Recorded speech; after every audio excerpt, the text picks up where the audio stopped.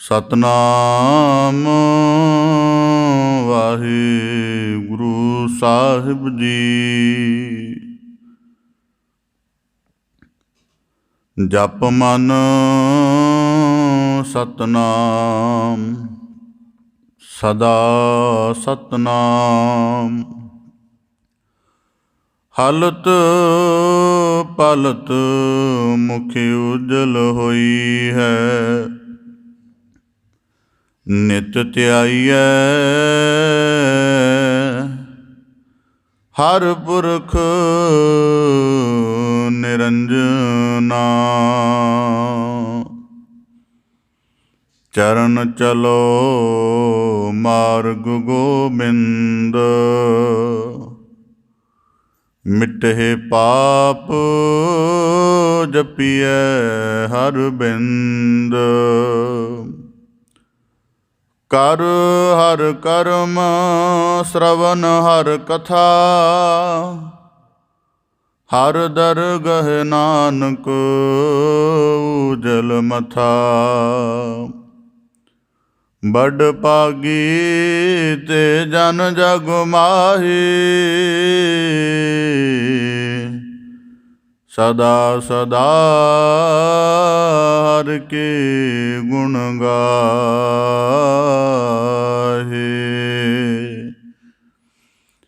ਕਬੀਰ ਮੇਰੀ ਸਿਮਰਨੀ ਰਸਨਾ ਉਪਰ ਰਾਮ।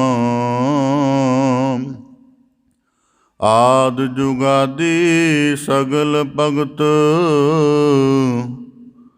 ਤਾਕੋ ਸੁਖ ਬਿਸਰਾਮ। ਕਬੀਰ ਮੇਰੀ ਜਾਤ ਕੋ ਸਭ ਕੋ ਹਸਨਿਹਾਰ। ਬਲਿਹਾਰੀ ਜਾਤ ਕੋ ਜਿਹ ਜਪਿਓ ਸਿਰਜਨਹਾਰ। ਜਾਤ ਜੁਲਾਹਾ ਕਿਆ ਕਰੈ ਹਿਰਦੈ ਬਸੈ ਗੋਪਾਲ। ਕਬੀਰ ਰਮਈਆ ਕੰਠ ਮਿਲ ਜੋ ਕਹੇ ਸਰਬ ਜੰਜਾਲ। ਸੰਤਨ ਸੰਗ ਕਬੀਰਾ ਬਿਗੜਿਓ ਸੋ ਕਬੀਰ ਰਾਮੈ ਹੋਏ ਨਿਬਰਿਓ। ਜੇਤਾ ਜੀਓ ਪਿੰਡ ਸਭ ਤੇਰਾ ਤੂੰ ਅੰਤਰਜਾਮੀ ਪੁਰਖ ਭਗਵਾਨ। ਦਾਸਨ ਦਾਸ ਕਹੈ ਜਨ ਨਾਨਕ ਜਿਹਾ ਤੂੰ ਕਰਾਏ ਤਿਹਾ ਹੋ ਕਰੀ ਵਖਿਆਨ। ਬੇਸੁਮਾਰ ਅਥਾਹ ਅਗਨਤ ਤੋਲੈ ਜਿਉ ਬੁਲਾਵੋ ਤਿਉ ਨਾਨਕ ਦਾਸ ਬੋਲੇ।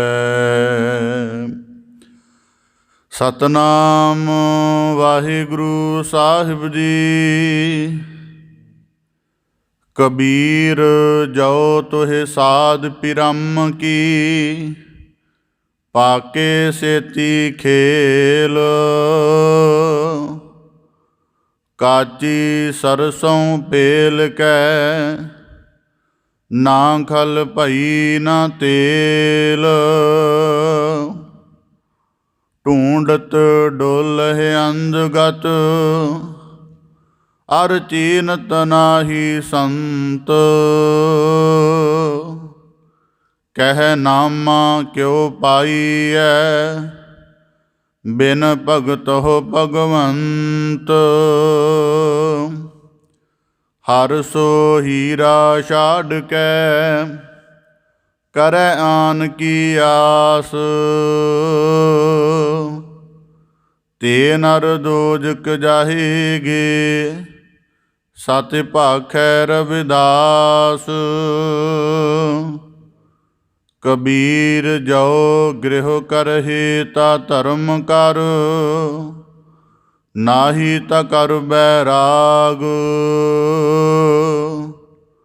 ਬੈਰਾਗੀ ਬੰਧਨ ਕਰੈ, ਤਾਕੋ ਬਡੋ ਅਭਾਗ। ਬੈਰਾਗੀ ਬੰਧਨ ਕਰੈ, ਤਾਕੋ ਬਡੋ ਅਭਾਗ।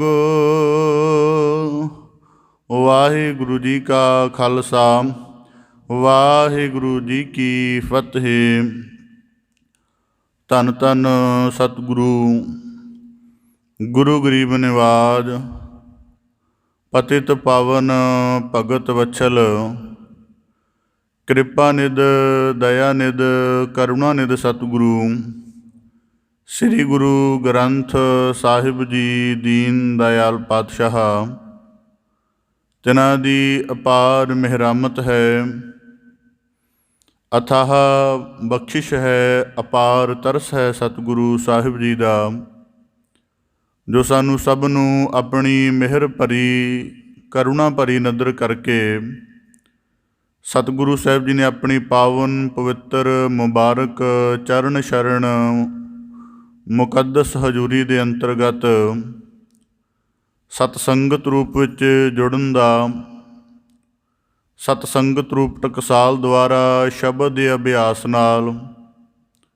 ਆਪਣੇ ਮਨ ਬੁੱਧ ਚਿੱਤ ਸੁਰਤ ਦੀ ਗੁਰਮੁਖੀ ਕਾੜਤ ਕੱਢਣ ਦਾ ਅਮੋਲਕ ਅਵਸਰ ਬਖਸ਼ਿਸ਼ ਕੀਤਾ ਹੈ ਜੀ। ਆਪ ਜੀ ਬੜੇ ਸੁਭਾਗਸ਼ਾਲੀ ਹੋ, ਜੋ ਆਪਣੇ ਜੀਵਨ ਦੀ ਸਭ ਤੋਂ ਅਮੋਲਕ ਕਰਮਸ਼ੀਲਤਾ ਨੂੰ ਧਾਰਨ ਕਰਦਿਆਂ ਸਤਸੰਗਤ ਰੂਪ ਵਿੱਚ ਜੁੜ ਕੇ ਕੀਰਤਨ ਦੇ ਸ਼ਰਵਣ ਅਭਿਆਸ ਨਾਲ ਜਿੱਥੇ ਨਾਮ ਰਸ ਦੀ ਅਵਸਥਾ ਨੂੰ ਮਾਣਦੇ ਹੋ, ਉੱਥੇ ਹੀ ਸ਼ਬਦ ਵਿਚਾਰ ਦੇ ਪ੍ਰਕਾਸ਼ ਨਾਲ ਆਪਣੇ ਜੀਵਨ ਨੂੰ ਗਿਆਨਮਈ ਬਣਾਉਣ ਦਾ ਨਿਰਮਲ ਯਤਨ ਕਰ ਰਹੇ ਹੋ ਜੀ।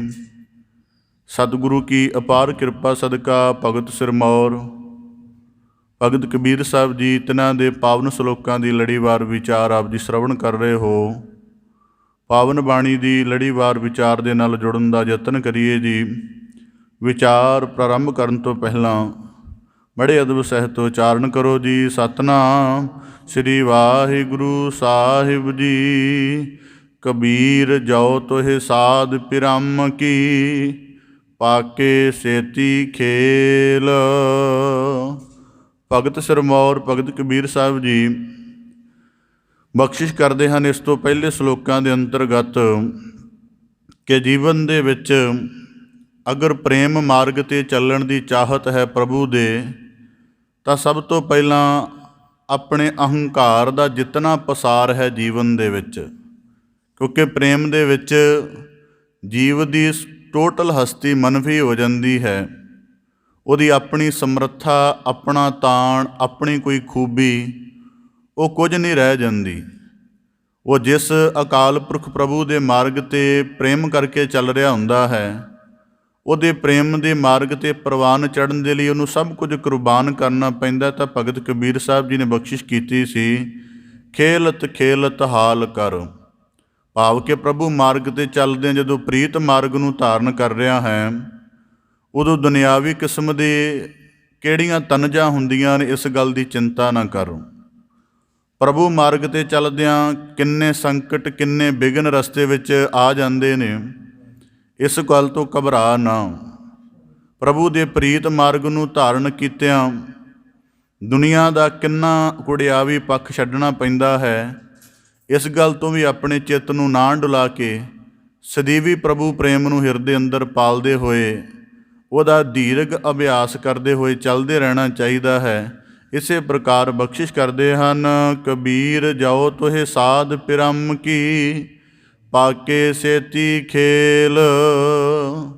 ਭਗਤ ਕਬੀਰ ਸਾਹਿਬ ਜੀ ਬਖਸ਼ਿਸ਼ ਕਰਦੇ ਹਨ, ਜੋ ਤੋਹੇ, ਅਗਰ ਤੁਹਾਨੂੰ ਸਾਧ ਪਿਰਮ ਕੀ, ਭਾਵ ਕਿ ਪਿਆਰੇ ਦੇ ਪ੍ਰੇਮ ਵਿੱਚ ਪੈ ਕੇ ਜੀਵਨ ਜਿਉਣ ਦੀ ਚਾਹਤ ਹੈ, ਤਾਂ ਆਖਦੇ ਹਨ ਪਾਕੇ ਸੇਤੀ ਖੇਲ, ਕਿਸੇ ਪੱਕੇ ਦੇ ਨਾਲ ਜੁੜ ਕੇ ਆਪਣੇ ਜੀਵਨ ਦੇ ਅਧਿਆਤਮਿਕ ਖੇਲ ਨੂੰ ਖੇਲੋ, ਨਹੀਂ ਤਾਂ ਕਿਤੇ ਐਸਾ ਨਾ ਹੋਵੇ ਕਿ ਕਾਚੀ ਸਰਸੋਂ ਪੇਲਕ ਹੈ, ਕਿ ਕੱਚੀ ਸਰੋਂ ਜਿਹੜੀ ਅਜੇ ਪੱਕੀ ਨਹੀਂ ਹੈ ਉਹਨੂੰ ਕੋਹਲੂ ਦੇ ਵਿੱਚ ਪੀੜ ਦਿਓ, ਨਾ ਉਹਦਾ ਤੇਲ ਨਿਕਲੇ ਅਤੇ ਨਾ ਹੀ ਉਹਦੀ ਖੱਲ ਬਣੇ, ਭਾਵ ਕਿ ਉਹਦੀ ਜੋ ਵੀ ਉਸ ਤੋਂ ਅਗਲੀ ਵਸਤ ਬਣਦੀ ਹੈ। ਇਸੇ ਤਰ੍ਹਾਂ ਭਗਤ ਕਬੀਰ ਸਾਹਿਬ ਜੀ ਬਖਸ਼ਿਸ਼ ਕਰਦੇ ਹਨ। ਇਸ ਸ਼ਲੋਕ ਨੂੰ ਸ਼ਬਦ ਵਿਚਾਰ ਦੇ ਨੁਕਤੇ ਤੋਂ ਸਮਝਣ ਦਾ, ਵਿਚਾਰਨ ਦਾ ਗੁਰ ਕਿਰਪਾ ਸਦਕਾ ਯਤਨ ਕਰੀਏ ਜੀ। ਭਗਤ ਕਬੀਰ ਸਾਹਿਬ ਜੀ ਨੇ ਬਖਸ਼ਿਸ਼ ਕੀਤੀ, ਜਾਓ ਤੋਹਿ ਸਾਧ ਪਿਰਮ ਕੀ। ਅਗਰ ਮਨੁੱਖ ਨੇ ਅਧਿਆਤਮਿਕ ਮਾਰਗ 'ਤੇ ਚੱਲਣਾ ਹੈ, ਉਹਨੇ ਆਪਣੇ ਹਿਰਦੇ ਅੰਦਰ ਪ੍ਰੇਮ ਭਾਵਨਾ ਨੂੰ ਦ੍ਰਿੜ ਕਰ ਲਿਆ ਹੈ। ਅਧਿਆਤਮ ਦੇ ਜਿੰਨੇ ਉਪਦੇਸ਼ ਹਨ ਜਿਹੜੇ ਮਨੁੱਖ ਦੇ ਜੀਵਨ ਨੂੰ ਗੁਰਮੁਖ ਬਣਾ ਦਿੰਦੇ ਹਨ, ਉਹ ਵੀ ਮਨੁੱਖ ਨੇ ਸ਼ਰਵਣ ਕਰ ਲਏ ਹਨ, ਉਹਨਾਂ ਦੇ ਭਾਵ ਨੂੰ ਦ੍ਰਿੜ ਕਰ ਲਿਆ ਹੈ ਜਾਂ ਕਰਨ ਦੀ ਮਨ ਦੇ ਅੰਦਰ ਚਾਹਤ ਹੈ। ਪਰ ਇਸ ਸਾਰੇ ਕੁਝ ਦੀ ਪ੍ਰਾਪਤੀ ਦੇ ਲਈ ਉਹ ਕਿਸੇ ਕੱਚੇ ਦੇ ਨਾਲ ਜੁੜ ਗਿਆ, ਭਾਵ ਕਿ ਕੱਚੇ ਗੁਰੂ ਦੇ ਨਾਲ, ਜਿਹਨੇ ਆਪਣੇ ਆਪ ਖੁਦ ਅਜੇ ਅਕਾਲ ਪੁਰਖ ਵਿੱਚ ਅਭੇਦ ਹੋ ਕੇ ਮੁਕਤ ਨਹੀਂ ਹੋਇਆ, ਉਹ ਮਨੁੱਖ ਦੀ ਕਲਿਆਣ ਨਹੀਂ ਕਰ ਸਕੇਗਾ। ਭਗਤ ਕਬੀਰ ਸਾਹਿਬ ਜੀ ਦੇ ਸਵਾਕ ਵਿੱਚ ਰਮਜ ਹੈ ਕਿ ਜਦੋਂ ਵੀ ਧਾਰਮਿਕ ਜਗਤ ਦੀ ਤਰਫ ਦੇਖੀਏ, ਵੱਖੋ ਵੱਖ ਜਗਿਆਸੂਆਂ ਦੀ ਸ਼ਰਧਾ, ਉਹਨਾਂ ਦੇ ਅੰਦਰ ਦੀ ਜਗਿਆਸਾ, ਉਹਨਾਂ ਦੇ ਸਮਰਪਣ ਦੇ ਵਿੱਚ ਕਿਸੇ ਕਿਸਮ ਦੀ ਘਾਟ ਨਹੀਂ ਹੁੰਦੀ। ਪਰ ਕਿਸੇ ਕੱਚੇ ਦੇ ਨਾਲ ਜੁੜਨ ਕਰਕੇ ਉਹਨਾਂ ਦਾ ਸਾਰਾ ਯਤਨ ਵਿਅਰਥ ਜਾ ਰਿਹਾ ਹੁੰਦਾ ਹੈ। ਉਹ ਆਪਣਾ ਸਮਰਪਣ ਹੱਦ ਤੱਕ ਉਸ ਨੂੰ ਸੌਂਪ ਦਿੰਦੇ ਹਨ, ਪਰ ਉਹਨਾਂ ਦੇ ਜੀਵਨ 'ਚ ਕੋਈ ਪਰਿਵਰਤਨ ਨਹੀਂ ਆਉਂਦਾ। ਇਸ ਕਰਕੇ ਭਗਤ ਕਬੀਰ ਸਾਹਿਬ ਜੀ ਕਹਿੰਦੇ, ਜਾਓ ਤੋਹਿ ਸਾਧ ਪਿਰਮ ਕੀ ਪਾਕੇ ਸੇਤੀ ਖੇਲ। ਕਿਉਂਕਿ ਜੀਵਨ ਦੇ ਵਿੱਚ ਜਦ ਅਸੀਂ ਪ੍ਰੀਤ ਦੀਆਂ ਬਾਹਰੀ ਉਦਾਹਰਣਾਂ ਨੂੰ ਦੇਖਦੇ ਹਾਂ, ਭੌਰਾ ਆਪਣਾ ਸਮਰਪਣ ਫੁੱਲ ਦੇ ਪ੍ਰਤੀ ਪੂਰਾ ਪ੍ਰਗਟਾ ਦਿੰਦਾ ਹੈ, ਪਰ ਫੁੱਲ ਵਜੋਂ ਅੱਗੇ ਉਵੇਂ ਦਾ ਪ੍ਰਤੀ ਉੱਤਰ ਨਹੀਂ ਮਿਲਦਾ ਅਤੇ ਭੌਰੇ ਦੀ ਮੌਤ ਹੋ ਜਾਂਦੀ ਹੈ। ਇਸੇ ਤਰ੍ਹਾਂ ਪਤੰਗਾ, ਇਸੇ ਤਰ੍ਹਾਂ ਹੋਰ ਸਾਰੀਆਂ ਜੀਵਨ ਦੇ ਵਿੱਚ ਪ੍ਰੀਤ ਦੀਆਂ ਉਦਾਹਰਣਾਂ ਨੇ। ਇਸੇ ਤਰ੍ਹਾਂ ਜਦੋਂ ਮਨੁੱਖ ਆਪਣੇ ਅੰਦਰ ਸ਼ਰਧਾ, ਜਗਿਆਸਾ, ਭਾਵਨਾ, ਸਮਰਪਣ ਧਾਰਨ ਕਰਕੇ ਚੱਲਦਾ ਹੈ, ਪਰ ਜੁੜ ਕਿਸੇ ਕੱਚੇ ਦੇ ਨਾਲ ਗਿਆ ਹੈ, ਤਾਂ ਉਹਦੇ ਜੀਵਨ ਵਿੱਚ ਅਧਿਆਤਮਿਕ ਕ੍ਰਾਂਤੀ ਨਹੀਂ ਆਉਂਦੀ। ਇਸ ਕਰਕੇ ਭਗਤ ਕਬੀਰ ਸਾਹਿਬ ਜੀ ਕਹਿੰਦੇ, ਜਾਓ ਤੋਹਿ ਸਾਧ ਪਿਰਮ ਕੀ ਪਾਕੇ ਸੇਤੀ ਖੇਲ। ਪਾਕੇ ਦਾ ਭਾਵ ਇਹ ਹੈ, ਹੁਣ ਮਨੁੱਖ ਨੇ ਆਪਣੇ ਹਿਰਦੇ ਅੰਦਰ ਪ੍ਰੇਮ ਓਤ-ਪੋਤ ਕਰਨਾ ਹੈ। ਜਿਹੜਾ ਖੁਦ ਪ੍ਰੇਮ ਮਾਰਗ 'ਤੇ ਚੱਲਿਆ ਹੋਵੇਗਾ, ਉਹੀ ਇਸ ਗੱਲ ਦੀ ਸੋਝੀ ਕਰਵਾ ਸਕਦਾ ਹੁਣ ਪੱਕਾ ਕੌਣ ਹੁੰਦਾ ਹੈ। ਇਹਦਾ ਵੀ ਅਨੁਭਵ ਆਪਦੇ ਸਨਮੁਖ ਰੱਖਦਿਆਂ ਮਨੁੱਖ ਜੀਵਨ ਜਿਉਂਦਾ ਜਿਵੇਂ ਜਿਵੇਂ ਮਨੁੱਖ ਪਦਾਰਥਾਂ ਦੇ ਰਸਾਂ ਕਸਾਂ ਨੂੰ, ਜੀਵਨ ਦੇ ਸਾਰੇ ਪੱਖਾਂ ਨੂੰ ਹੰਡਾਉਂਦਾ ਚਲਿਆ ਜਾਂਦਾ ਹੈ। ਪਰ ਇਸ ਸਾਰੇ ਕੁਝ ਜੀਵਨ ਦੇ ਇੱਕ ਵੱਡੇ ਸਫ਼ਰ ਵਿੱਚੋਂ ਗੁਜ਼ਰਨ ਤੋਂ ਬਾਅਦ ਵੀ ਮਨੁੱਖ ਕਈ ਵਾਰੀ ਆਪਣੇ ਅੰਤਰੀਵ ਪਰਮ ਆਨੰਦ ਤੋਂ ਵਿਰਵਾ ਰਹਿ ਜਾਂਦਾ ਹੈ। ਫਿਰ ਉਹ ਸਮਝਦਾ ਹੈ ਕਿ ਅਧਿਆਤਮ ਦੀ ਸ਼ਰਨ ਲਈ ਜਾਵੇ, ਕਿ ਪਦਾਰਥ ਪ੍ਰਾਪਤੀ ਦੇ ਵਿੱਚ ਸੁੱਖ ਪੂਰਾ ਨਹੀਂ ਅਨੁਭਵ ਹੋਇਆ, ਤਾਂ ਫਿਰ ਇਸ ਗੱਲ ਦੇ ਲਈ ਉਹ ਚੱਲ ਪੈਂਦਾ ਹੈ। ਤਾਂ ਅੱਗੇ ਉਹਨੂੰ ਜਾ ਕੇ ਜੇ ਕੋਈ ਕੱਚਾ ਮਿਲ ਜਾਵੇ, ਭਾਵ ਕਿ ਜਿਹਨੇ ਅਜੇ ਜਾਣਿਆ ਨਹੀਂ ਕਿ ਪ੍ਰੇਮ ਦੀ ਸਾਰ ਕੀ ਹੁੰਦੀ ਹੈ, ਜਾਂ ਪ੍ਰਭੂ ਦੇ ਪ੍ਰੇਮ ਵਿੱਚ ਆਪਣੇ ਆਪ ਨੂੰ ਕਿਵੇਂ ਪਾਇਆ ਜਾਂਦਾ ਹੈ, ਅਤੇ ਐਸੇ ਮਨੁੱਖ ਦੀ ਸ਼ਰਨ ਲੱਗਣ ਦੇ ਨਾਲ ਮਨੁੱਖ ਦਾ ਜੀਵਨ ਅੱਗੇ ਨਹੀਂ ਜਾ ਸਕਦਾ। ਜਦ ਮਹਾਤਮਾ ਬੁੱਧ ਪਹਿਲੀ ਵਾਰੀ ਪਰਮਾਨੰਦ ਦੀ ਭਾਲ ਦੇ ਵਿੱਚ ਘਰੋਂ ਨਿਕਲੇ, ਤਾਂ ਰਸਤੇ ਦੇ ਵਿੱਚ ਉਹਨਾਂ ਨੂੰ 4-5 ਜਿਹੜੇ ਉਹਨਾਂ ਦੇ ਅਧਿਆਤਮਿਕ ਗਾਈਡ ਸਨ ਮਿਲੇ। ਉਹਨਾਂ ਨੇ ਉਹਨਾਂ ਨੂੰ ਧਾਰਨ ਵੀ ਕੀਤਾ, ਉਹਨਾਂ ਦੇ ਅਨੁਸਾਰ ਸਾਧਨਾ ਵੀ ਕਰਦੇ ਰਹੇ, ਪਰ ਜੀਵਨ 'ਚ ਕਲਿਆਣ ਨਹੀਂ ਹੋਈ। ਜਿਸ ਚੀਜ਼ ਦੀ ਤਲਾਸ਼ ਸੀ ਉਹ ਨਹੀਂ ਮਿਲੀ। ਫਿਰ ਆਪਣੀ ਸਾਧਨਾ ਕਰਕੇ ਆਪਣੇ ਸਿਖਰ ਤੱਕ ਪੁੱਜੇ। ਇਸ ਕਰਕੇ ਗੁਰੂ ਭਗਤ ਕਬੀਰ ਸਾਹਿਬ ਜੀ ਕਹਿੰਦੇ, ਪਾਕੇ ਸੇਤੀ ਖੇਲ। ਹੁਣ ਪਾਕੇ ਦਾ ਅਨੁਭਵ ਕੀ ਹੁੰਦਾ ਹੈ? ਅਸੀਂ ਸੰਸਾਰ ਦੀ ਵਾਸਨਾ ਦੇ ਵਿੱਚ, ਪਦਾਰਥਾਂ ਦੇ ਮੋਹ ਵਿੱਚ, ਤਰ੍ਹਾਂ ਤਰ੍ਹਾਂ ਦੀ ਤ੍ਰਿਸ਼ਨਾ ਦੇ ਵਿੱਚ, ਮਨ ਦੇ ਸਰੀਰ ਦੇ ਕਈ ਬੰਧਨਾਂ ਦੇ ਵਿੱਚ ਭਟਕਣ ਵਾਲੇ ਜੀਵ ਹਾਂ। ਇਸ ਸਭ ਤੋਂ ਮੁਕਤ ਹੋਣ ਦੀ ਸਾਡੇ ਮਨ ਅੰਦਰ ਲੋਚਾ ਹੈ। ਪਰ ਜਿਸ ਦੀ ਸ਼ਰਨ ਲੱਗਣਾ ਹੈ, ਜੇ ਉਹ ਵੀ ਇਹਨਾਂ ਚੀਜ਼ਾਂ ਦੇ ਹੀ ਅਧੀਨ ਹੋਇਆ, ਭਾਵ ਕਿ ਆਪ ਅਸੀਂ ਤ੍ਰਿਸ਼ਨਾ ਦੀ ਫਾਸੀ ਤੋਂ ਛੁੱਟਣ ਦੇ ਲਈ ਉਹਦੀ ਸ਼ਰਨ ਗਏ ਹਾਂ, ਅੱਗੋਂ ਉਹ ਸਾਡੇ ਤੋਂ ਵੀ ਕਿਸੇ ਵੱਡੀ ਤ੍ਰਿਸ਼ਨਾ ਦੇ ਵਿੱਚ ਗ੍ਰਸਤ ਹੈ, ਤਾਂ ਇਹ ਉਹਦੇ ਕੱਚੇ ਹੋਣ ਦਾ ਅਨੁਭਵ। ਇਸ ਕਰਕੇ ਬਾਣੀ 'ਚ ਵਾਕ ਹਨ, ਕਾਚੇ ਗੁਰ ਤੇ ਮੁਕਤ ਨਾ ਹੁਆ। ਭਾਵ ਕਿ ਮਨੁੱਖ ਨੇ ਹੁਣ ਉਂਝ ਆਪਣੇ ਤੌਰ 'ਤੇ ਜੇ ਅਸੀਂ ਬਾਹਰੀ ਜੀਵਨ ਦਾ ਮੁਲਾਂਕਣ ਕਰੀਏ ਤਾਂ ਅਸੀਂ ਪਰਿਪੂਰਨ ਹਾਂ, ਪਰ ਜਦੋਂ ਅਸੀਂ ਆਪਣੇ ਅਧਿਆਤਮਿਕ ਪੱਖ ਤੋਂ ਆਪਣੇ ਜੀਵਨ ਨੂੰ ਵਾਚਦੇ ਹਾਂ ਤਾਂ ਸਾਨੂੰ ਸਾਡੇ ਜੀਵਨ 'ਚ ਕੋਈ ਅਧੂਰਾਪਣ ਨਜ਼ਰ ਆਉਂਦਾ ਹੈ, ਅਤੇ ਇਸ ਕਰਕੇ ਪੂਰੇ ਦੀ ਸ਼ਰਨ ਜਾਣਾ ਬਣਦਾ ਹੈ। ਤਾਂ ਭਗਤ ਕਬੀਰ ਸਾਹਿਬ ਜੀ ਕਹਿੰਦੇ ਸੀਸ ਕਾ ਪਾਕੇ ਸੇਤੀ ਖੇਲ। ਉਹ ਫਿਰ ਪੱਕਾ ਸਾਨੂੰ ਕਿਸੇ ਖੇਲ ਦੇ ਵਿੱਚ ਪਾਉਂਦਾ। ਉਹ ਖੇਲ ਕੀ ਹੈ? ਸਭ ਤੋਂ ਪਹਿਲਾਂ ਉਹ ਸਾਡੇ ਹਿਰਦੇ ਅੰਦਰ ਸ਼ਰਧਾ ਦੇ ਭਾਵ ਨੂੰ ਉਤਪੰਨ ਕਰਦਾ ਹੈ। ਇਸ ਕਰਕੇ ਉਹ ਸਾਨੂੰ ਮਾਲਕ ਦੀ ਸਿਫਤ ਸਲਾਹ ਦੇ ਨਾਲ ਜੋੜਦਾ ਹੈ, ਆਪਣੀ ਆਪ ਦੇ ਨਾਲ ਨਹੀਂ। ਅਸੀਂ ਗੁਰੂ ਸਾਹਿਬਾਨਾਂ ਦੀ ਬਾਣੀ ਪੜ੍ਹੀਏ, ਗੁਰੂ ਸਾਹਿਬਾਨਾਂ ਦੇ 6 ਗੁਰੂ ਸਾਹਿਬਾਨਾਂ ਦੀ ਬਾਣੀ ਗੁਰੂ ਗ੍ਰੰਥ ਸਾਹਿਬ ਜੀ ਦੇ ਵਿੱਚ ਆਉਂਦੀ ਹੈ, ਪਰ ਨਾਮ ਕੇਵਲ ਸਤਿਗੁਰੂ ਗੁਰੂ ਨਾਨਕ ਸਾਹਿਬ ਜੀ ਦਾ ਹੈ। ਉੱਪਰ ਕੇਵਲ ਬਾਣੀ ਸੰਕੇਤ ਕਰਨ ਦੇ ਲਈ ਮਹੱਲਾ ਅੰਕ ਤੌਰ 'ਤੇ ਨਿਸ਼ਚਿਤ ਕੀਤਾ ਹੈ, ਪਰ ਗੁਰੂ ਸਾਹਿਬਾਨਾਂ ਨੇ ਬਾਣੀ ਰਚੀ ਹੈ। ਗੁਰੂ ਸਾਹਿਬਾਨਾਂ ਦੇ ਜੀਵਨ ਦਾ ਕੋਈ ਵਿਸਥਾਰ ਸਾਨੂੰ ਬਾਣੀ 'ਚ ਨਹੀਂ ਮਿਲਦਾ। ਉਹਨਾਂ ਨੇ ਇਤਿਹਾਸਕ ਤੌਰ 'ਤੇ ਕਿਹੜੇ ਕਾਰਜ ਕੀਤੇ, ਕਿਵੇਂ ਨਹੀਂ। ਨਿਰੋਲ ਅਕਾਲ ਪੁਰਖ ਦੀ ਸਿਫਤ ਹੈ। ਇਸ ਕਰਕੇ ਜਿਹੜਾ ਪੱਕਾ ਸਤਿਗੁਰੂ ਹੈ, ਜਿਹੜਾ ਪੂਰਨ ਹੈ, ਉਹ ਸਾਨੂੰ ਪ੍ਰੇਮ ਖੇਲ ਦੇ ਵਿੱਚ ਪਾਉਣ ਦੇ ਲਈ ਸਭ ਤੋਂ ਪਹਿਲਾਂ ਸ਼ਰਧਾ ਦੀ ਪਾਹ ਸਾਨੂੰ ਲਗਾਉਂਦਾ ਹੈ, ਅਤੇ ਉਹਦੇ ਲਈ ਸਾਨੂੰ ਉਹ ਸਿਫਤ ਸਲਾਹ ਦਾ ਗੀਤ ਗਾਉਣਾ ਸਿਖਾਉਂਦਾ ਹੈ। ਅਤੇ ਸਿਫਤ ਸਲਾਹ ਕੇਵਲ ਕਿਸੇ ਮਨੁੱਖ ਦੀ, ਕਿਸੇ ਆਕਾਰ ਦੀ, ਕਿਸੇ ਸੀਮਤ ਪੱਖ ਦੀ ਨਹੀਂ, ਉਹ ਪਰਮ ਸਿਰਜਣਹਾਰ ਦੀ, ਜਿਹੜਾ ਘੱਟ ਘੱਟ ਵਿਆਪਕ ਹੈ, ਉਹਦੀ ਸਿਫਤ ਸਾਨੂੰ ਸਿਖਾਉਂਦਾ ਹੈ। ਪਹਿਲਾ ਕਰਮ ਇਹ। ਜਦੋਂ ਜੀਵ ਦੇ ਹਿਰਦੇ ਅੰਦਰ ਸ਼ਰਧਾ ਢਲ ਜਾਂਦੀ ਹੈ, ਫਿਰ ਉਹਨੂੰ ਪਤਾ ਲੱਗ ਜਾਂਦਾ ਕਿ ਇਹਦੇ ਹੁਣ ਹਿਰਦਾ ਪਰਪੱਕ ਹੋ ਗਿਆ ਸ਼ਰਧਾ ਦੇ ਵਿੱਚ। ਫਿਰ ਪੂਰਨ ਗੁਰੂ ਉਹਨੂੰ ਜੀਵਨ ਦੇ ਕਈ ਬਹੁਤ ਫਿਰ ਗਿਆਨ ਦੇ ਭੱਠ ਵਿੱਚ ਢਾਲਦਾ ਹੈ। ਗਿਆਨ ਦੇ ਭੱਠ ਵਿੱਚ ਢਾਲਣ ਦੇ ਲਈ ਉਹਨੂੰ ਇੰਦਰੀਆਂ ਦਾ ਸੰਜਮ ਸਿਖਾਉਂਦਾ ਹੈ। ਇੰਦਰੀਆਂ ਦੇ ਸੰਜਮ ਦਾ ਮਤਲਬ ਦੇਖਣਾ ਕਿਵੇਂ ਹੋਵੇ, ਸੁਣਨਾ ਕਿਵੇਂ ਹੋਵੇ, ਚੱਲਣਾ ਬੈਠਣਾ ਇਹ ਸਾਰਾ ਕਿਵੇਂ ਹੋਵੇ। ਫਿਰ ਉਹਦਾ ਜਦੋਂ ਗਿਆਨ ਬਾਰੀਕ ਹੋਈ ਜਾਂਦਾ ਹੈ, ਫਿਰ ਉਹਨੂੰ ਆਪਣੇ ਜੀਵਨ ਦਾ ਅਸਲ ਭੇਦ ਸਮਝ ਆਉਣ ਲੱਗ ਪੈਂਦਾ, ਅਤੇ ਉਹਦੇ ਜੀਵਨ 'ਚ ਫਿਰ ਸਤਿਗੁਰੂ ਵੈਰਾਗ ਪੈਦਾ ਕਰ ਦਿੰਦੇ ਹਨ। ਭਾਵ ਕਿ ਉਹਨੂੰ ਪਤਾ ਹੈ ਕਿ ਜਿੰਨਾ ਚਿਰ ਵੈਰਾਗ ਦੀ ਪੋਜੀਸ਼ਨ ਨਾ ਬਣੀ, ਅੱਗੇ ਨਹੀਂ ਚੱਲਿਆ ਜਾਣਾ। ਭਾਵ ਕਿ ਜਿੰਨਾ ਚਿਰ ਅੰਦਰੋਂ ਪਦਾਰਥਾਂ ਦਾ ਮੋਹ, ਜਿਹੜਾ ਸੰਬੰਧਾਂ ਦੀ ਮੋਹ ਨਾ ਘਟਿਆ, ਤਾਂ ਆਪਣੀ ਦੇਹ ਦੀ ਹੰਗਤਾ ਨਾ ਮੁੱਕੀ, ਉਹਨਾਂ ਚਿਰ ਮੁਕਤ ਤਾਂ ਹੋਇਆ ਨਹੀਂ ਜਾਣਾ। ਇਸ ਕਰਕੇ ਸਤਿਗੁਰੂ ਦੇ ਇਸ ਕਰਮ ਨਾਲ ਉਹਦੇ ਅੰਦਰ ਵੈਰਾਗ ਪੈਦਾ ਹੁੰਦਾ ਹੈ। ਫਿਰ ਉਹ ਜਦੋਂ ਵੈਰਾਗ 'ਚ ਪੈਦਾ ਹੋ ਜਾਂਦਾ, ਬਾਕੀ ਸਾਰੇ ਤੋਂ ਕੱਟ ਹੋ ਜਾਂਦਾ ਹੈ, ਅਤੇ ਆਪਣੀ ਫਿਰ ਸ਼ਬਦ ਦੀ ਸਾਧਨਾ ਦੇ ਨਾਲ ਇੱਕ ਲਗਾਤਾਰ ਅਭਿਆਸ ਕਰਦਾ ਜਾਂਦਾ ਹੈ, ਅਤੇ ਫਿਰ ਪੂਰਾ ਗੁਰੂ ਇਹਦੇ ਦੌਰਾਨ ਉਹਦੀ ਰਹਿਨੁਮਾਈ ਕਰਦਾ ਹੈ। ਉਹਨੂੰ ਪਤਾ ਹੈ ਜਦੋਂ ਇਹਨੇ ਸ਼ਬਦ ਦੇ ਵਿੱਚ ਮਰਨ ਹੋਣਾ ਹੈ ਤਾਂ ਇਹਦੀ ਕੀ ਅਵਸਥਾ ਬਣਨੀ ਹੈ।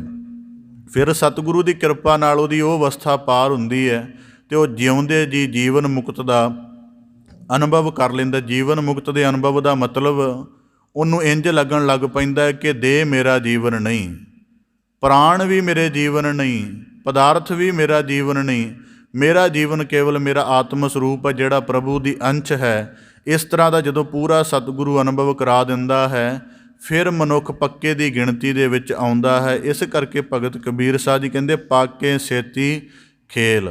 ਭਗਤ ਕਬੀਰ ਸਾਹਿਬ ਜੀ ਦੀ ਬਾਣੀ ਪੜ੍ਹੀ, ਉਹਦੇ ਵਿੱਚ ਜ਼ਿਕਰ ਆਉਂਦਾ ਹੈ, ਚੰਦਨ ਕੈ ਸੰਗ ਤਰਵਰ ਬਿਗਰਿਓ, ਸੋ ਤਰਵਰ ਚੰਦਨ ਹੋਏ ਨਿਬਰਿਓ।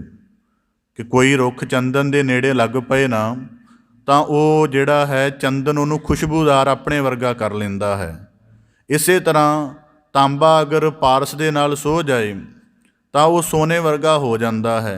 ਅਤੇ ਭਗਤ ਕਬੀਰ ਸਾਹਿਬ ਜੀ ਨੇ ਆਪਣੀ ਵੀ ਸਾਧਨਾ ਦੱਸੀ ਹੈ, ਸੰਤਨ ਸੰਗ ਕਬੀਰਾ ਬਿਗਰਿਓ।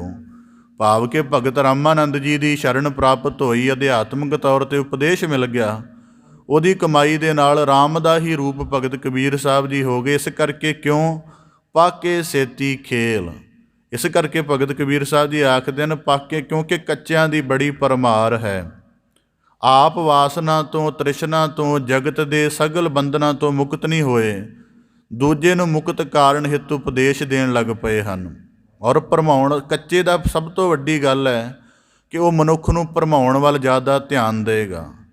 ਉਹ ਮਨੁੱਖ ਦੇ ਉੱਪਰ ਕੰਮ ਨਹੀਂ ਕਰੇਗਾ, ਜੋ ਉਹਦੇ ਕੋਲ ਆ ਗਿਆ ਉਹਦੇ ਆਲੇ ਦੁਆਲੇ ਬਾਰੇ ਜ਼ਿਆਦਾ ਕਹੇਗਾ। ਧੰਨ ਸਤਿਗੁਰੂ ਗੁਰੂ ਨਾਨਕ ਦੇਵ ਸਾਹਿਬ ਜੀ ਉਦਾਸੀਆਂ ਦੌਰਾਨ ਚੱਲਦੇ ਚੱਲਦੇ ਜਦ ਇੱਕ ਨਗਰ ਦੇ ਵਿੱਚ ਪਹੁੰਚੇ, ਤਾਂ ਉਸ ਨਗਰ ਦੇ ਵਿੱਚ ਇੱਕ ਮਹਾਤਮਾ ਸੀ।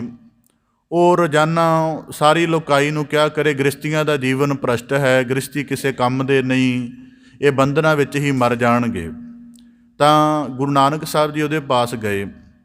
ਜਾ ਕੇ ਸਤਿਗੁਰੂ ਸਾਹਿਬ ਜੀ ਨੇ ਪੁੱਛਿਆ ਕਿ ਗ੍ਰਸਤੀਆਂ ਸੰਬੰਧੀ ਤੁਸੀਂ ਇਸ ਤਰ੍ਹਾਂ ਆਖਦੇ ਹੋ, ਤੁਹਾਡਾ ਆਪਣਾ ਜੀਵਨ ਤਾਂ ਗ੍ਰਸਤੀਆਂ 'ਤੇ ਆਧਾਰਿਤ ਹੈ, ਭਾਵ ਕਿ ਤੁਹਾਨੂੰ ਵੀ ਪੂਜਾ ਦੀ, ਆਪਣੀ ਪ੍ਰਸਿੱਧੀ ਦੀ ਜਾਂ ਆਪਣੀ ਮੰਨਤਾ ਦਾ ਖਿਆਲ ਬਣਿਆ ਰਹਿੰਦਾ ਹੈ। ਇਸ ਕਰਕੇ ਤੁਸੀਂ ਖੁਦ ਤਾਂ ਮੁਕਤ ਹੋਏ ਨਹੀਂ। ਜੇ ਮੰਨ ਵੀ ਲਈਏ ਕਿ ਗ੍ਰਸਤੀ ਕਿਸੇ ਰਸਾਤਲ ਵਿੱਚ ਗਰਕ ਰਹੇ ਨੇ, ਤਾਂ ਤੁਹਾਡੇ ਕੋਲੋਂ ਕਿਹੜੀ ਉਹਨਾਂ ਨੂੰ ਮੁਕਤ ਕਰਨ ਦੀ ਸਮਰੱਥਾ ਹੈ। ਉਹ ਸਤਿਗੁਰੂ ਸਾਹਿਬ ਜੀ ਦੇ ਚਰਨੀ ਪੈ ਗਿਆ। ਇਸ ਕਰਕੇ ਭਗਤ ਕਬੀਰ ਸਾਹਿਬ ਜੀ ਕਹਿੰਦੇ ਪਾਕੇ ਸੇਤੀ ਖੇਲ। ਅਸੀਂ ਪਿਛਲੇ ਸਮਿਆਂ ਦੇ ਵਿੱਚ ਕਈ ਐਸੇ ਵਰਤਾਰੇ ਦੇਖੇ ਨੇ, ਲੋਕਾਂ ਦੀ ਸ਼ਰਧਾ ਬੜੀ ਪੂਰਨ ਸੀ, ਗਿਆਨ ਦੇ ਲਈ ਜਗਿਆਸਾ ਵੀ ਪੂਰੀ ਸੀ, ਸਮਰਪਣ ਦੇ ਵਿੱਚ ਕੋਈ ਘਾਟ ਨਹੀਂ ਸੀ, ਪਰ ਇੱਕ ਕੱਚੇ ਨਾਲ ਜੁੜਨ ਕਰਕੇ ਸਾਰੀ ਦੀ ਸਾਰੀ ਸਾਧਨਾ ਨਿਸ਼ਫਲ ਗਈ। ਹੁਣ ਉਦਾਹਰਨ ਦੇ ਤੌਰ 'ਤੇ ਦੇਖੋ, ਅਸੀਂ ਮਕਾਨ ਦਾ ਨਿਰਮਾਣ ਕਰਦੇ ਹਾਂ। ਹਰੇਕ ਮਨੁੱਖ, ਚਾਹੇ ਉਹ ਪੜ੍ਹਿਆ ਚਾਹੇ ਨਹੀਂ ਪੜ੍ਹਿਆ, ਉਸ ਨੂੰ ਇਸ ਗੱਲ ਦਾ ਅਨੁਭਵ ਹੈ, ਅਗਰ ਨੀਂਹ ਪੱਕੀ ਹੋਏਗੀ ਤਾਂ ਉੱਪਰਲਾ ਮਕਾਨ ਦਾ ਹਿੱਸਾ ਥੋੜ੍ਹਾ ਭਾਵੇਂ ਕੱਚਾ ਵੀ ਰਹਿ ਜਾਵੇ, ਥੋੜ੍ਹਾ ਸਧਾਰਨ ਰਹਿ ਜਾਵੇ, ਤਾਂ ਵੀ ਬਾਤ ਚੱਲ ਜਾਏਗੀ। ਭਾਵ ਕਿ ਜੇ ਗੁਰੂ ਪੂਰਾ ਹੈ ਤਾਂ ਜਾਂ ਸਿੱਖ ਦੀ ਸ਼ਰਧਾ ਦੇ ਵਿੱਚ, ਸਮਰਪਣ ਦੇ ਵਿੱਚ, ਜਗਿਆਸਾ ਦੇ ਵਿੱਚ ਕੋਈ ਘਾਟ ਹੋਵੇਗੀ ਤਾਂ ਸਤਿਗੁਰੂ ਆਪਣੀ ਕਿਰਪਾ ਦੇ ਤੇਜ ਨਾਲ ਉਹਨੂੰ ਪੂਰਾ ਕਰ ਦੇਗਾ। ਪਰ ਅਗਰ ਗੁਰੂ ਹੀ ਕੱਚਾ ਹੋਇਆ ਤਾਂ ਸਿੱਖ ਦੀ ਪੂਰਨ ਸ਼ਰਧਾ ਵੀ ਕੀ ਕਾਰਜ ਕਰੇਗੀ। ਇਸ ਕਰਕੇ ਭਗਤ ਕਬੀਰ ਸਾਹਿਬ ਜੀ ਕਹਿੰਦੇ ਕਾਚੀ ਸਰਸੋਂ ਪੇਲ ਕੈ, ਕਿ ਕੱਚੀ ਸਰੋਂ ਕੋਲੂ ਦੇ ਵਿੱਚ ਪੀੜ ਦਿੱਤੀ ਹੈ, ਮੁੜ ਕੇ ਨਾ ਉਹਦਾ ਤੇਲ ਬਣਿਆ, ਨਾ ਉਹਦੀ ਖਲ ਬਣੀ। ਭਾਵ ਕਿ ਧਰਮ ਦੇ ਕੰਮ ਵੀ ਕੀਤੇ, ਕਿਸੇ ਨੂੰ ਪੂਰਨ ਗੁਰੂ ਕਰਕੇ ਮੰਨਦੇ ਵੀ ਰਹੇ, ਪਰ ਜੀਵਨ ਦੇ ਵਿੱਚ ਕਲਿਆਣ ਨਾ ਪ੍ਰਾਪਤ ਹੋਇਆ। ਇਹਦਾ ਭਾਵ ਹੈ ਕਿ ਉਹਦਾ ਕੁਝ ਵੀ ਨਾ ਬਣ ਸਕਿਆ, ਨਾ ਉਹ ਬੰਧਨਾਂ ਤੋਂ ਮੁਕਤ ਕਰ ਸਕਿਆ, ਅਤੇ ਨਾ ਉਹ ਜੀਵਨ ਦਾ ਆਨੰਦ ਦੇ ਸਕਿਆ, ਅਤੇ ਨਾ ਹੀ ਉਹਦੇ ਨਾਲ ਜੁੜ ਕੇ ਆਪਣੇ ਆਪ ਨੂੰ ਲੱਗਿਆ ਕਿ ਜੀਵਨ ਸਾਡਾ ਸੰਪੂਰਨ ਹੈ। ਤਾਂ ਕਰਕੇ ਬਾਣੀ ਵਿੱਚ ਵਾਕ ਆਉਂਦੇ ਨੇ, ਨਾਨਕ ਕੱਚੜਿਆ ਸਿਓ ਤੋੜ, ਢੂਡ ਸੱਜਣ ਸੰਤ ਪੱਕਿਆ, ਓਏ ਜੀਵਨ ਦੇ ਵਿਛੜੇ ਹੋਏ ਮੋਇਆ ਨਾ ਜਾਹੀ ਛੋੜ। ਧੰਨ ਸਤਿਗੁਰੂ ਗੁਰੂ ਨਾਨਕ ਦੇਵ ਸਾਹਿਬ ਜਦ ਪਹਿਲੀ ਦਫਾ ਉਦਾਸੀਆਂ 'ਤੇ ਚੱਲਣ ਲੱਗੇ ਤਾਂ ਭਾਈ ਮਰਦਾਨਾ ਜੀ ਨੂੰ ਪ੍ਰੇਰਣਾ ਕੀਤੀ। ਤਾਂ ਭਾਈ ਮਰਦਾਨਾ ਜੀ ਨੇ ਆਪਣੇ ਜੀਵਨ ਦੀਆਂ ਬਾਕੀ ਜ਼ਿੰਮੇਵਾਰੀਆਂ ਦੇ ਫਿਕਰ ਦਾ ਉਹਨਾਂ ਸਾਹਮਣੇ ਜ਼ਿਕਰ ਕੀਤਾ। ਤਾਂ ਗੁਰੂ ਸਾਹਿਬ ਜੀ ਨੇ ਭਾਈ ਮਰਦਾਨਾ ਜੀ ਨੂੰ ਕਿਹਾ ਕਿ ਤੂੰ ਅਕਾਲ ਪੁਰਖ ਦੀ ਸਿਫਤ ਦੇ ਵਿੱਚ ਆਪਣੇ ਆਪ ਨੂੰ ਫਨਾਹ ਕਰਨਾ ਹੈ, ਬਾਕੀ ਤੇਰੇ ਜੀਵਨ ਦੀ ਸਿਰਜਣਹਾਰ ਆਪ ਫਿਕਰ ਕਰੇਗਾ। ਪੂਰੇ ਦੇ ਨਾਲ ਜੁੜ ਕੇ ਪੂਰੇ ਹੋ ਗਏ। ਇਸ ਕਰਕੇ ਭਗਤ ਕਬੀਰ ਸਾਹਿਬ ਜੀ ਕਹਿੰਦੇ ਕਾਚੀ ਸਰਸੋਂ ਪੇਲ ਕੈ। ਹੁਣ ਉਦਾਹਰਨ ਦੇ ਤੌਰ 'ਤੇ ਕਿ ਜਿਹੜਾ ਜਗਿਆਸੂ ਉਹ ਕੱਚਾ ਹੁੰਦਾ ਹੈ, ਉਹਨੂੰ ਨਹੀਂ ਪਤਾ ਉਹਦਾ ਸਿਖਰ ਕੀ ਹੈ, ਬਸ ਉਹਨੂੰ ਪਤਾ ਹੈ ਕਿ ਚੱਲਣਾ ਹੈ। ਹੁਣ ਉਸ ਕੱਚੇ ਨੂੰ ਪੱਕ ਦੇ ਵਿੱਚ ਕਿਵੇਂ ਪਾਉਣਾ ਹੈ, ਜਿਵੇਂ ਅਸੀਂ ਗੁਰੂ ਸਾਹਿਬਾਨਾਂ ਦੇ ਜੀਵਨ 'ਚ ਜ਼ਿਕਰ ਸੁਣਦੇ ਹਾਂ ਕਿ ਸਿੱਖਾਂ ਦੇ ਜੀਵਨ ਦੇ ਜਿਵੇਂ ਭਾਈ ਲਹਿਣਾ ਜੀ ਸਾਨੂੰ ਗੁਰੂ ਨਾਨਕ ਸਾਹਿਬ ਜੀ ਨੇ ਐਸੀਆਂ ਪ੍ਰੀਖਿਆ ਦੇ ਵਿੱਚ ਪਾ ਕੇ ਉੱਥੋਂ ਤੱਕ ਲੈ ਗਏ ਜਿੱਥੇ ਤੱਕ ਕਿ ਸੰਪੂਰਨ ਹਉਮੈ ਦਾ ਨਾਸ਼ ਹੋ ਗਿਆ ਅਤੇ ਗੁਰੂ ਕੇ ਰੂਪ ਹੋ ਗਏ। ਔਰ ਪੂਰਨ ਗੁਰੂ ਜਾਣਦਾ ਹੈ ਕਿ ਇਸ ਸਿੱਖ ਨੂੰ ਜੋ ਸ਼ਰਨ ਆ ਗਿਆ ਹੈ, ਇਹਨੂੰ ਕਿਸ ਤਰ੍ਹਾਂ ਦੀ ਸਾਧਨਾ ਦੇ ਵਿੱਚੋਂ ਪਾਰ ਲੰਘਾਉਣਾ ਹੈ। ਹੁਣ ਜਿਹਦੀ ਬੁੱਧ ਰੌਸ਼ਨ ਹੈ, ਉਹਨੂੰ ਸਤਿਗੁਰੂ ਗਿਆਨ ਦੇ ਅਭਿਆਸ ਵਿੱਚ ਪਾ ਕੇ ਸ਼ਬਦ ਦੇ ਅਭਿਆਸ ਨਾਲ ਜੋੜ ਦਿੰਦੇ ਨੇ। ਜਿਹਦੇ ਅੰਦਰ ਗਿਆਨ ਦਾ ਪ੍ਰਕਾਸ਼ ਨਹੀਂ ਸਮਰੱਥ ਹੋ ਸਕਦਾ, ਉਹਨੂੰ ਸੇਵਾ ਦੇ ਕਰਮ ਨਾਲ ਉਹਦਾ ਅੰਤਰੀਵ ਸ਼ੁੱਧ ਕਰ ਦਿੰਦੇ ਹਨ ਅਤੇ ਪ੍ਰੇਮਾ ਭਗਤੀ ਦੇ ਨਾਲ ਉਹਦੇ ਜੀਵਨ ਦੀ ਗਤ ਹੋ ਜਾਂਦੀ ਹੈ। ਇਸ ਕਰਕੇ ਭਗਤ ਕਬੀਰ ਸਾਹਿਬ ਜੀ ਕਹਿੰਦੇ ਕਾਚੀ ਸਰਸੋਂ ਪੇਲ ਕੈ, ਨਾ ਖਲ ਭਈ ਨਾ ਤੇਲ। ਭਾਵ ਕਿ ਸਤਰਕ ਕਰਦੇ ਹਨ ਕਿ ਕਿਸੇ ਕੱਚੇ ਦੇ ਮਗਰ ਲੱਗ ਕੇ ਆਪਣੇ ਜੀਵਨ ਦੀ ਜਿਹੜੀ ਸਗਲੀ ਪ੍ਰਤੀਤ ਹੈ ਉਹਨੂੰ ਖੁਆਰ ਨਹੀਂ ਕਰਨਾ ਚਾਹੀਦਾ। ਢੂੰਡਤ ਡੁੱਲਹਿ ਅੰਧਗਤ ਅਰ ਚੀਨਤ ਨਾਹੀ ਸੰਤ। ਹੁਣ ਭਗਤ ਕਬੀਰ ਸਾਹਿਬ ਜੀ ਭਗਤ ਨਾਮਦੇਵ ਜੀ ਦੇ ਅਨੁਭਵ ਦੇ ਨਾਲ, ਪ੍ਰਮਾਣ ਦੇ ਨਾਲ ਇਸ ਗੱਲ ਨੂੰ ਸਪਸ਼ਟ ਕਰਦੇ ਹਨ ਕਿ ਜਗਤ ਦੀ ਹਾਲਤ ਕੀ ਹੈ। ਢੂੰਡਤ ਡੁੱਲਹਿ ਅੰਧਗਤ। ਪਹਿਲਾਂ ਤਾਂ ਆਪਣੇ ਆਪ ਨੂੰ ਨਹੀਂ ਪਤਾ ਕਿ ਅਧਿਆਤਮਿਕ ਦਾ ਮਨੋਰਥ ਕੀ ਲੈਣਾ ਹੈ। ਕਹਿੰਦੇ ਅੰਧਿਆਂ ਦੀ ਵਾਂਗ ਤਲਾਸ਼ ਕਰਦੇ ਫਿਰਦੇ ਹਨ। ਅਰ ਚੀਨਤ ਨਾਹੀ ਸੰਤ, ਕਿ ਜਿਹੜਾ ਸੰਤ ਪੁਰਖ ਹੈ, ਜਿਸ ਦੇ ਜੀਵਨ ਦੇ ਵਿੱਚ ਸਵਾਸ ਸਵਾਸ ਸਿਮਰਨ ਆਧਾਰ ਹੈ, ਜਿਹੜਾ ਪ੍ਰਭੂ ਨੂੰ ਸਦ ਹਾਜ਼ਰ ਨਾਜ਼ਰ ਜਾਣਦਾ ਹੈ, ਜਿਹਨੇ ਆਪਣੇ ਜੀਵਨ 'ਚੋਂ ਦਵੈਤ ਅਤੇ ਦਵੈਸ਼ ਖਤਮ ਕਰ ਦਿੱਤਾ ਹੈ, ਜਿਨ੍ਹੇ ਸਾਰੀਆਂ ਸੰਸਾਰ ਦੀਆਂ ਵਾਸਨਾਵਾਂ, ਇੱਛਾਵਾਂ, ਤ੍ਰਿਸ਼ਨਾਵਾਂ ਦੀ ਅਗਨ ਬਾਲ ਕੇ ਉਹਨੂੰ ਨਾਸ਼ ਕਰ ਦਿੱਤਾ। ਕਹਿੰਦੇ ਇਸ ਤਰ੍ਹਾਂ ਦੇ ਸੰਤ ਦੀ ਸ਼ਰਨ ਨਹੀਂ ਜਾਂਦੇ, ਸਗੋਂ ਅੰਧਿਆਂ ਦੇ ਮਗਰ ਖੁਆਰ ਹੋ ਰਹੇ ਹਨ। ਤਾਂ ਭਗਤ ਕਬੀਰ ਸਾਹਿਬ, ਭਗਤ ਨਾਮਦੇਵ ਜੀ ਦੇ ਹਵਾਲੇ ਨਾਲ ਭਗਤ ਕਬੀਰ ਸਾਹਿਬ ਜੀ ਆਖਦੇ ਨੇ, ਕਹਿ ਨਾਮਾ ਕਿਉਂ ਪਾਈ ਹੈ, ਕਿਸ ਢੰਗ ਨਾਲ ਪਰਮੇਸ਼ਰ ਦੀ ਪ੍ਰਾਪਤੀ ਹੋ ਜਾਵੇ। ਬਿਨ ਭਗਤੋ ਭਗਵੰਤ, ਅਗਰ ਪਰਮੇਸ਼ਰ ਦੇ ਕਿਸੇ ਭਗਤ ਦੇ ਨਾਲ ਜੁੜੇ ਨਹੀਂ। ਇਹਦਾ ਭਾਵ ਇਹ ਹੈ, ਇਹ ਵਾਕਿਆ ਵਰਤਮਾਨ ਸਮੇਂ ਦਾ ਵੀ ਐਸਾ ਹਾਲਤ ਹੈ। ਕੋਈ ਲੋਕ ਨਾ ਅੱਜ ਦੇ ਸਮੇਂ 'ਚ ਚਮਕ ਜ਼ਿਆਦਾ ਭਾਲਦੇ ਨੇ। ਉਦਾਹਰਨ ਦੇ ਤੌਰ 'ਤੇ ਅਸੀਂ ਬਾਜ਼ਾਰ ਵਿੱਚ ਵਸਤ ਖਰੀਦਣ ਜਾਈਏ, ਜਿਹੜੀ ਚੀਜ਼ ਬੜੀ ਚਮਕ ਦੇ ਵਿੱਚ ਰੱਖੀ ਹੋਏਗੀ ਉਹ ਸਾਨੂੰ ਜ਼ਿਆਦਾ ਆਕਰਸ਼ਿਤ ਕਰਦੀ ਹੈ, ਭਾਵੇਂ ਉਹਦੀ ਗੁਣਵੱਤਾ ਥੋੜ੍ਹੀ ਵੀ ਨਾ ਹੋਵੇ। ਪਰ ਜਿਹੜੀ ਚੀਜ਼ ਸਧਾਰਨ ਜੇ ਨੁਕਤੇ ਤੋਂ ਕਿਸੇ ਜਗ੍ਹਾ ਟਿਕਾਈ ਰੱਖੀ ਹੋਈ ਹੈ, ਉਹ ਸਾਨੂੰ ਪ੍ਰਭਾਵਿਤ ਨਹੀਂ ਕਰਦੀ, ਕਿਉਂਕਿ ਸਾਡੀ ਦ੍ਰਿਸ਼ਟੀ ਦੇ ਵਿੱਚ ਚਮਕ ਹੀ ਭਰਪੂਰ ਹੈ। ਇੰਝ ਹੀ ਅਧਿਆਤਮਿਕ ਮਾਰਗ 'ਤੇ ਚੱਲਣਾ ਹੈ, ਜਿਸ ਦੇ ਜੋ ਕਈ ਦਫਾ ਦੇਖੀਦਾ ਲੋਕ ਕਿਸੇ ਅਧਿਆਤਮਿਕ ਦੇ ਨੁਕਤੇ ਤੋਂ ਕਿਸੇ ਨਾਲ ਜੁੜੇ ਹੁੰਦੇ ਨੇ, ਉਹਨਾਂ ਕੋਲੋਂ ਜ਼ਿਕਰ ਕੀ ਹੁੰਦਾ ਉਸ ਅਧਿਆਤਮਿਕ ਪੁਰਖ ਦਾ ਜੀ, ਉਹਦੇ ਜੀਵਨ ਦੀ ਬੜੀ ਠਾਠ ਬਾਠ ਹੈ। ਉਹਦੇ ਕੋਲੋਂ ਰਾਜਨੀਤਿਕ ਲੋਕ ਵੀ ਉਹਨੂੰ ਮੰਨਣ ਆਉਂਦੇ ਨੇ, ਬਟ ਇਸ ਤਰ੍ਹਾਂ ਦਾ ਜ਼ਿਕਰ ਕਰਨਗੇ। ਭਗਤੀ ਦਾ ਕੋਈ ਜ਼ਿਕਰ ਨਹੀਂ ਹੋਏਗਾ ਉਹਨਾਂ ਦੇ ਜੀਵਨ 'ਚ। ਤਾਂ ਭਗਤ ਕਬੀਰ ਸਾਹਿਬ ਜੀ ਕਹਿੰਦੇ, ਢੂੰਡਤ ਡੋਲਹਿ ਅੰਧ ਗਤ, ਭਾਵ ਕਿ ਪਹਿਲਾਂ ਆਪਣੇ ਜੀਵਨ ਦਾ ਹੀ ਨਿਰਣਾ ਨਹੀਂ ਕਰ ਸਕੇ ਕਿ ਆਪਣਾ ਜੀਵਨ ਕਿੱਥੇ ਹੈ। ਇਸ ਕਰਕੇ ਹੁਣ ਜਿਵੇਂ ਕਿਸੇ ਨੇ ਅਧਿਆਤਮਿਕ ਮਾਰਗ 'ਤੇ ਚੱਲਣਾ, ਜੇ ਉਹਨੂੰ ਇਹ ਪਤਾ ਨਹੀਂ ਮੈਂ ਕਿਉਂ ਚੱਲਣਾ ਹੈ, ਤੇ ਉਹਦੀ ਸਾਰੀ ਸਾਧਨਾ ਵਿਅਰਥ ਹੈ। ਉਹਨੂੰ ਤਾਂ ਇਹ ਹੋਣਾ ਚਾਹੀਦਾ ਹੈ ਕਿ ਮੈਂ ਕਿਸੇ ਬੰਧਨ ਦੇ ਵਿੱਚ ਹਾਂ। ਬੰਧਨ ਦਾ ਭਾਵ ਇਹ ਹੈ ਕਿ ਜੀਵਨ ਵਿੱਚ ਕੁਝ ਨਹੀਂ ਸੀ ਲੈ ਕੇ ਆਇਆ, ਪਰ ਅੱਜ ਜਦੋਂ ਜੀਵਨ ਦੇ ਵਿੱਚੋਂ ਚੱਲਣਾ ਹੈ ਤੇ ਮੈਨੂੰ ਵਾਸਨਾ ਆਪਣੇ ਪੱਧਰ 'ਤੇ ਸਤਾ ਰਹੀ ਹੈ, ਤ੍ਰਿਸ਼ਨਾ ਆਪਣੇ ਪੱਧਰ 'ਤੇ ਵਿਆਕੁਲ ਕਰ ਰਹੀ ਹੈ। ਇਹ ਸਾਰਾ ਕੁਝ ਵਿਆਕੁਲ ਕਰ ਰਿਹਾ, ਮੈਂ ਆਪਣੇ ਚਿੱਤ ਨੂੰ ਨਿਰਭਰ ਕਰਨਾ ਚਾਹੁੰਦਾ ਹਾਂ। ਇਸ ਗੱਲ ਲਈ ਤਾਂ ਲੋਕ ਅਧਿਆਤਮ ਦੇ ਵਿੱਚ ਚੱਲਦੇ ਨਹੀਂ ਕਿ ਆਪਣੇ ਜੀਵਨ ਨੂੰ ਨਿਰਭਰ ਕਰਨਾ ਹੈ ਅਧਿਆਤਮਿਕ ਉਪਦੇਸ਼ਾਂ ਦੀ ਕਮਾਈ ਦੇ ਨਾਲ। ਇਸ ਕਰਕੇ ਭਗਤ ਕਬੀਰ ਸਾਹਿਬ ਜੀ ਆਖਦੇ ਹਨ, ਢੂੰਡਤ ਡੋਲਹਿ ਅੰਧ ਗਤ, ਕਿ ਜਿਸ ਜਗਿਆਸਾ ਦੇ ਨਾਲ ਅਧਿਆਤਮਿਕ ਮਾਰਗ 'ਤੇ ਚੱਲਣਾ, ਹੁਣ ਇਹਦਾ ਸਰਲ ਅਨੁਭਵ ਆਪਦੇ ਸਨਮੁਖ ਰੱਖਦੇ ਹਨ। ਅਸੀਂ ਰੋਜ਼ਾਨਾ ਸਤਿਗੁਰੂ ਸਾਹਿਬ ਜੀ ਦੀ ਸ਼ਰਨ ਆਉਂਦੇ ਹਾਂ, ਭਾਵਨਾ ਕਰਕੇ ਨਤਮਸਤਕ ਹੁੰਦੇ ਹਾਂ। ਪਰ ਇਸ ਤੋਂ ਅਗਲੀ ਸਾਡੀ ਸਾਧਨਾ ਕੀ ਹੈ? ਅਗਲੀ ਸਾਡੀ ਸਾਧਨਾ ਕੀ ਹੈ ਕਿ ਸਤਿਗੁਰੂ ਸਾਹਿਬ ਜੀ ਨੇ ਸਾਨੂੰ ਜੀਵਨ ਸਫਲ ਕਰਨ ਦੇ ਕੁਝ ਢੰਗ ਦੱਸੇ ਨੇ। ਪਹਿਲਾ ਢੰਗ ਹੈ ਕਿ ਅਗਰ ਮਨੁੱਖ ਨੇ ਪਾਪ ਤੋਂ ਬਚਣਾ ਹੈ ਤੇ ਉਹਦਾ ਮਨ, ਬੁੱਧ, ਚਿੱਤ, ਸੁਰਤ ਸ਼ਵੱਛ ਹੋਣੀ ਚਾਹੀਦੀ ਹੈ। ਇਸ ਕਰਕੇ ਚਿੱਤ ਸੁਰਤ ਨੂੰ ਸ਼ਵੱਛ ਕਰਨਾ ਹੈ, ਪਾਪ ਕਰਮ ਤੋਂ, ਅਵਗੁਣ ਗੁਨਾਹਾਂ ਤੋਂ ਬਚਣਾ ਹੈ, ਤਾਂ ਉਹਦੇ ਲਈ ਅਗਲਾ ਅਭਿਆਸ ਹੈ ਸਤ ਸੰਗਤ। ਸਤ ਸੰਗਤ ਵਿੱਚ ਜਦ ਰੋਜ਼ਾਨਾ ਉੱਚ ਵਿਚਾਰਾਂ ਦੀ, ਨਿਰਮਲ ਖਿਆਲਾਂ ਦੀ ਰੋਜ਼ਾਨਾ ਖੁਰਾਕ ਲਏਗਾ, ਰੋਜ਼ਾਨਾ ਗਿਆਨ ਦਾ ਭੋਜਨ ਕਰੇਗਾ ਕਥਾ ਵਿਚਾਰ ਦੁਆਰਾ, ਤੇ ਮਨ ਦੇ ਸੰਸਕਾਰ ਪ੍ਰਵਿਰਤ ਹੋਣੇ ਸ਼ੁਰੂ ਹੋ ਜਾਣਗੇ ਤੇ ਜੀਵਨ ਦੇ ਵਿੱਚ ਜੋ ਸੁਣਿਆ ਹੈ ਉਹਨੂੰ ਕਿਸੇ ਨਾ ਕਿਸੇ ਸਮੇਂ ਦੇ ਨਾਲ ਕਮਾਉਣ ਦਾ ਯਤਨ ਕਰੇਗਾ। ਜਿਵੇਂ ਲੋਕ ਕਈ ਵਾਰੀ ਰਿਜ਼ਰਵ ਤੌਰ 'ਤੇ ਆਪਣਾ ਧਨ ਜਮ੍ਹਾਂ ਕਰਾ ਦਿੰਦੇ ਨੇ ਤੇ ਉਹਦੇ ਤਰਫ ਧਿਆਨ ਨਹੀਂ ਕਰਦੇ। ਉਹ ਕੀ ਕਰਦੇ ਹਨ ਕਿ ਜਿੱਦਣ ਕੋਈ ਸੰਕਟ ਆ ਗਿਆ, ਕੋਈ ਮੁਸ਼ਕਿਲ ਬਣ ਗਈ, ਉਦਣ ਉਸ ਧਨ ਨੂੰ ਵਰਤਾਂਗੇ।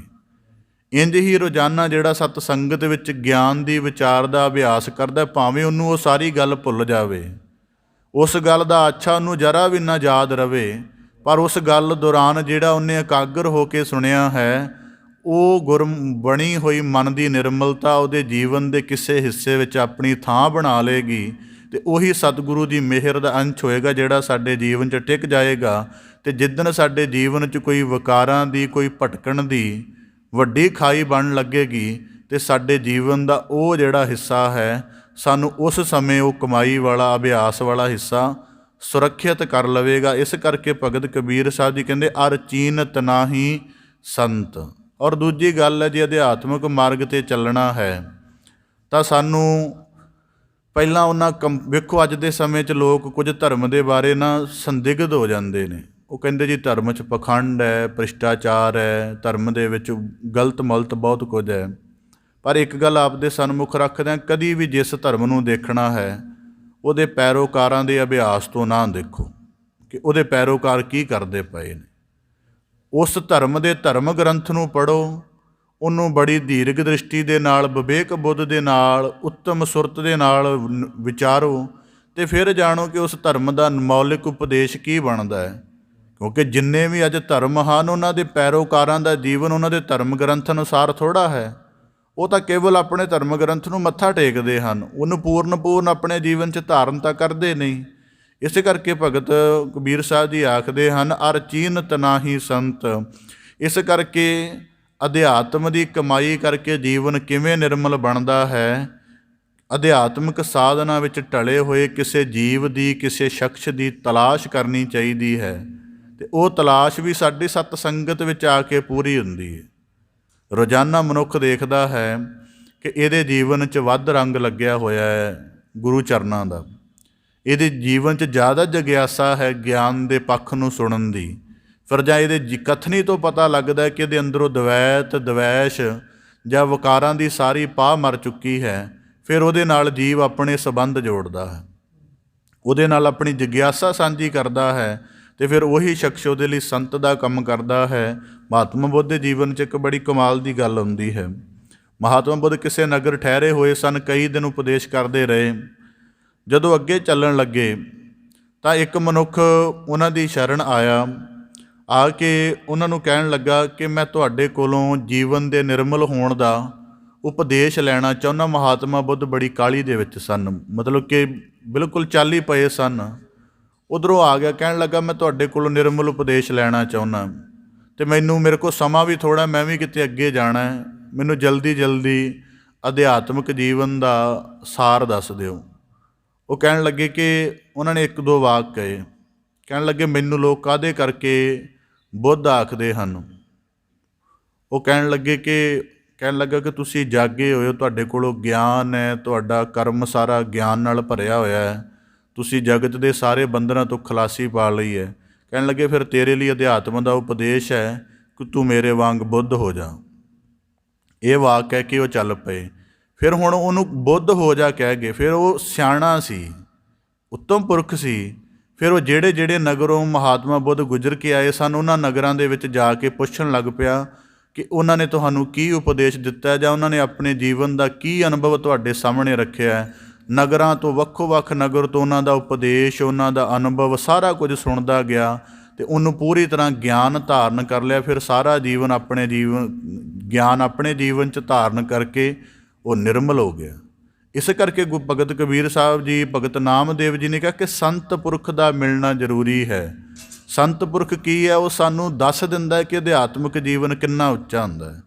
ਹੁਣ ਉਦਾਹਰਨ ਦੇ ਤੌਰ 'ਤੇ ਅਸੀਂ ਕਾਰੋਬਾਰ ਪੱਖ 'ਚ ਤਰੱਕੀ ਕਰਨੀ ਹੈ ਤਾਂ ਉਹਨਾਂ ਮਨੁੱਖਾਂ ਦੀ ਲਾਈਫ ਵੱਲ ਦੇਖਦੇ ਹਾਂ ਜਿਨ੍ਹਾਂ ਨੇ 1 ਰੁਪਏ ਤੋਂ ਉੱਠ ਕੇ ਕਰੋੜ ਰੁਪਏ ਤੱਕ ਪਹੁੰਚੇ ਨੇ।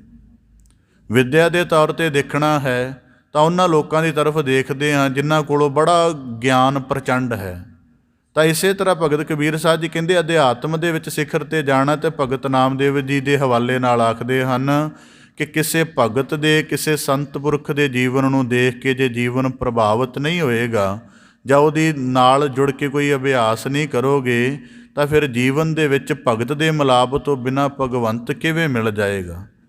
ਭਾਵ ਕਿ ਹੁਣ ਇੱਕ ਕਰੋੜ ਰੁਪਏ ਦਾ ਸੁੱਖ ਕੀ ਹੁੰਦਾ ਹੈ ਜਾਂ ਉਹਦਾ ਨਸ਼ਾ ਕੀ ਹੁੰਦਾ ਹੈ, ਇਹ ਇੱਕ ਕਰੋੜਪਤੀ ਨੂੰ ਮਿਲ ਕੇ ਹੀ ਪਤਾ ਲੱਗੇਗਾ, ਉਹਦੇ ਘਰ ਜਾ ਕੇ ਹੀ ਪਤਾ ਲੱਗੇਗਾ ਉਹਦੀ ਕਿੰਨਾ ਆਲੀਸ਼ਾਨ ਜੀਵਨ ਹੈ 1 ਕਰੋੜ ਹੋਣ ਦੇ ਨਾਲ। ਇੱਕ ਗਿਆਨੀ ਹੋਣ ਦੇ ਨਾਲ ਜੀਵਨ ਦੇ ਵਿੱਚ ਕਿੰਨਾ ਜੀਵਨ ਗਹਿਰਾ ਸਮਝ ਆਉਂਦਾ ਹੈ, ਇਹ ਉਸ ਗਿਆਨੀ ਦੀ ਤਰਜ ਵਾਲਾ ਜੀਵਨ ਜਿਉਂ ਕਿ ਸਮਝ ਆਏਗੀ। ਇਸ ਕਰਕੇ ਪ੍ਰਭੂ ਦੇ ਮਾਰਗ 'ਤੇ ਚੱਲਣ ਦੇ ਲਈ ਪ੍ਰੇਮ ਗਿਆਨ ਦੇ ਵਿੱਚ ਢਲ ਕੇ ਜੀਵਨ ਕਿਵੇਂ ਉੱਜਲ ਹੁੰਦਾ ਹੈ, ਇਹ ਕਿਸੇ ਸੰਤ ਪੁਰਖ ਦੇ ਕੋਲ ਬੈਠ ਕੇ ਹੀ ਭਾਵ ਸਮਝ ਆਏਗਾ। ਇਸ ਕਰਕੇ ਸੰਤ ਸਿੰਬਲ ਹੁੰਦਾ ਹੈ ਧਰਤੀ 'ਤੇ ਕਿਸੇ ਗੱਲ ਨੂੰ ਬੁੱਝਣ ਦਾ। ਸੰਤ ਜੜ ਨਹੀਂ ਹੁੰਦਾ ਕਿ ਅਸੀਂ ਸੰਤ ਦੇ ਨਾਲ ਲੱਗ ਗਏ ਅਤੇ ਉਹਦੇ ਨਾਲ ਹੀ ਰਹਿ ਜਾਣਾ। ਸੰਤ ਸਾਨੂੰ ਇੱਕ ਸਾਡਾ ਮਾਰਗ ਦੀ ਰਹਿਨੁਮਾਈ ਕਰਨ ਵਾਲਾ ਹੁੰਦਾ ਹੈ। ਇਸ ਕਰਕੇ ਭਗਤ ਨਾਮਦੇਵ ਜੀ ਦੇ ਹਵਾਲੇ ਨਾਲ ਭਗਤ ਕਬੀਰ ਸਾਹਿਬ ਜੀ ਆਖਦੇ ਹਨ, ਕਹਿ ਨਾਮਾ ਕਿਉਂ ਪਾਈਐ। ਭਗਤ ਨਾਮਦੇਵ ਜੀ ਦੀ ਬਾਣੀ ਦੇ ਵਿੱਚ ਵਾਕ ਹਨ, ਉਹ ਆਖਦੇ ਹਨ, ਸਫਲ ਜਨਮ ਮੋਕੋ ਗੁਰ ਕੀਨਾ, ਕਿ ਭਾਵ ਪੂਰਨ ਗੁਰੂ ਦੀ ਸ਼ਰਨ ਨਾਲ ਜਾ ਕੇ ਜੀਵਨ ਹਲਾਲ ਹੋਇਆ। ਉਹਦੇ ਵਿੱਚ ਜ਼ਿਕਰ ਆਉਂਦਾ, ਨਾਮ ਦੇ ਸਿਮਰਨ ਕਰ ਜਾਣਾ ਜਗ ਜੀਵਨ ਸਿਉ ਜੀਓ ਸਮਾਨਾ ਕਿ ਪੂਰਨ ਸਤਿਗੁਰੂ ਨੇ ਸਿਮਰਨ ਦਾ ਭੇਦ ਦਿਖਲਾ ਦਿੱਤਾ। ਹੁਣ ਸੰਤ ਪੁਰਖਾਂ ਦੇ ਲਈ ਭਗਤ ਕਬੀਰ ਸਾਹਿਬ ਜੀ ਨੇ ਕਿਉਂ ਕਿਹਾ?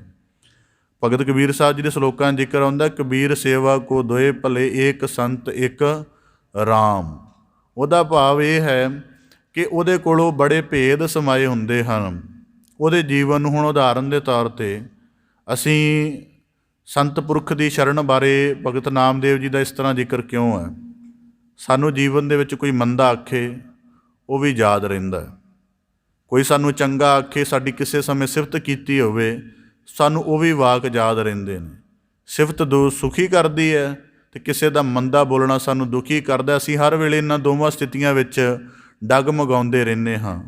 ਕਿਸੇ ਸੰਤ ਦੇ ਜੀਵਨ ਨੂੰ ਦੇਖਦੇ ਹਾਂ ਕਿ ਇੱਕ ਪਾਸੇ ਉਹਦੀ ਜੇ ਕੀਰਤੀ ਹੋ ਰਹੀ ਹੈ, ਉਹਨੂੰ ਪਤਾ ਹੀ ਨਹੀਂ ਕਿ ਮੇਰੀ ਇੰਨੇ ਲੋਕ ਮੇਰੇ ਜੀਵਨ ਤੋਂ ਮੁਤਾਸਰ ਨੇ, ਪ੍ਰਭਾਵਿਤ ਨੇ ਜਾਂ ਮੈਨੂੰ ਆਪਣਾ ਰਹਿਨੁਮਾ ਮੰਨਦੇ ਨੇ। ਪਰ ਜੇ ਦੂਜੇ ਪਾਸੇ ਉਹਦੀ ਕੋਈ ਨਿੰਦ ਵੀ ਹੋ ਰਹੀ ਹੈ ਤਾਂ ਉਹ ਇਸ ਗੱਲ ਤੋਂ ਨਿਰਲੇਪ ਰਹਿੰਦਾ ਹੈ। ਇਸ ਕਰਕੇ ਉਹਦੇ ਅੰਦਰੋਂ ਦਵੈਤ ਅਤੇ ਦਵੈਸ਼ ਦੋਵੇਂ ਮਿੱਟੇ ਹੁੰਦੇ ਨੇ। ਫਿਰ ਉਹਦੇ ਜੀਵਨ ਨੂੰ ਦੇਖ ਕੇ ਸਮਝ ਆਉਂਦੀ ਹੈ ਕਿ ਇਹ ਬੰਦਾ ਇਸ ਗੱਲ ਤੱਕ ਕਿਵੇਂ ਪੁੱਜਿਆ ਹੋਏਗਾ ਕਿ ਸਾਨੂੰ ਤਾਂ 20 ਸਾਲ ਪਹਿਲਾਂ ਕਿਸੇ ਨੇ ਅਪਮਾਨ ਕੀਤਾ ਸਾਡਾ, ਉਹ ਅਜੇ ਤੱਕ ਯਾਦ ਹੈ। ਇਸ ਕਰਕੇ ਕਿਹਾ ਕਿ ਭਗਤ ਨਾਮਦੇਵ ਜੀ ਦੇ ਪ੍ਰਮਾਣ ਸਹਿਤ ਕਿ ਭਗਤ ਦੇ ਜੀਵਨ ਨੂੰ ਦੇਖ ਕੇ ਅਧਿਆਤਮਿਕ ਜੀਵਨ ਦੀ ਉਚਾਈ ਸਮਝ ਆਉਂਦੀ ਹੈ ਅਤੇ ਫਿਰ ਉਹਦੇ ਤੋਂ ਜੀਵਨ ਪ੍ਰਭਾਵਿਤ ਹੋਣਾ ਸ਼ੁਰੂ ਹੁੰਦਾ ਹੈ।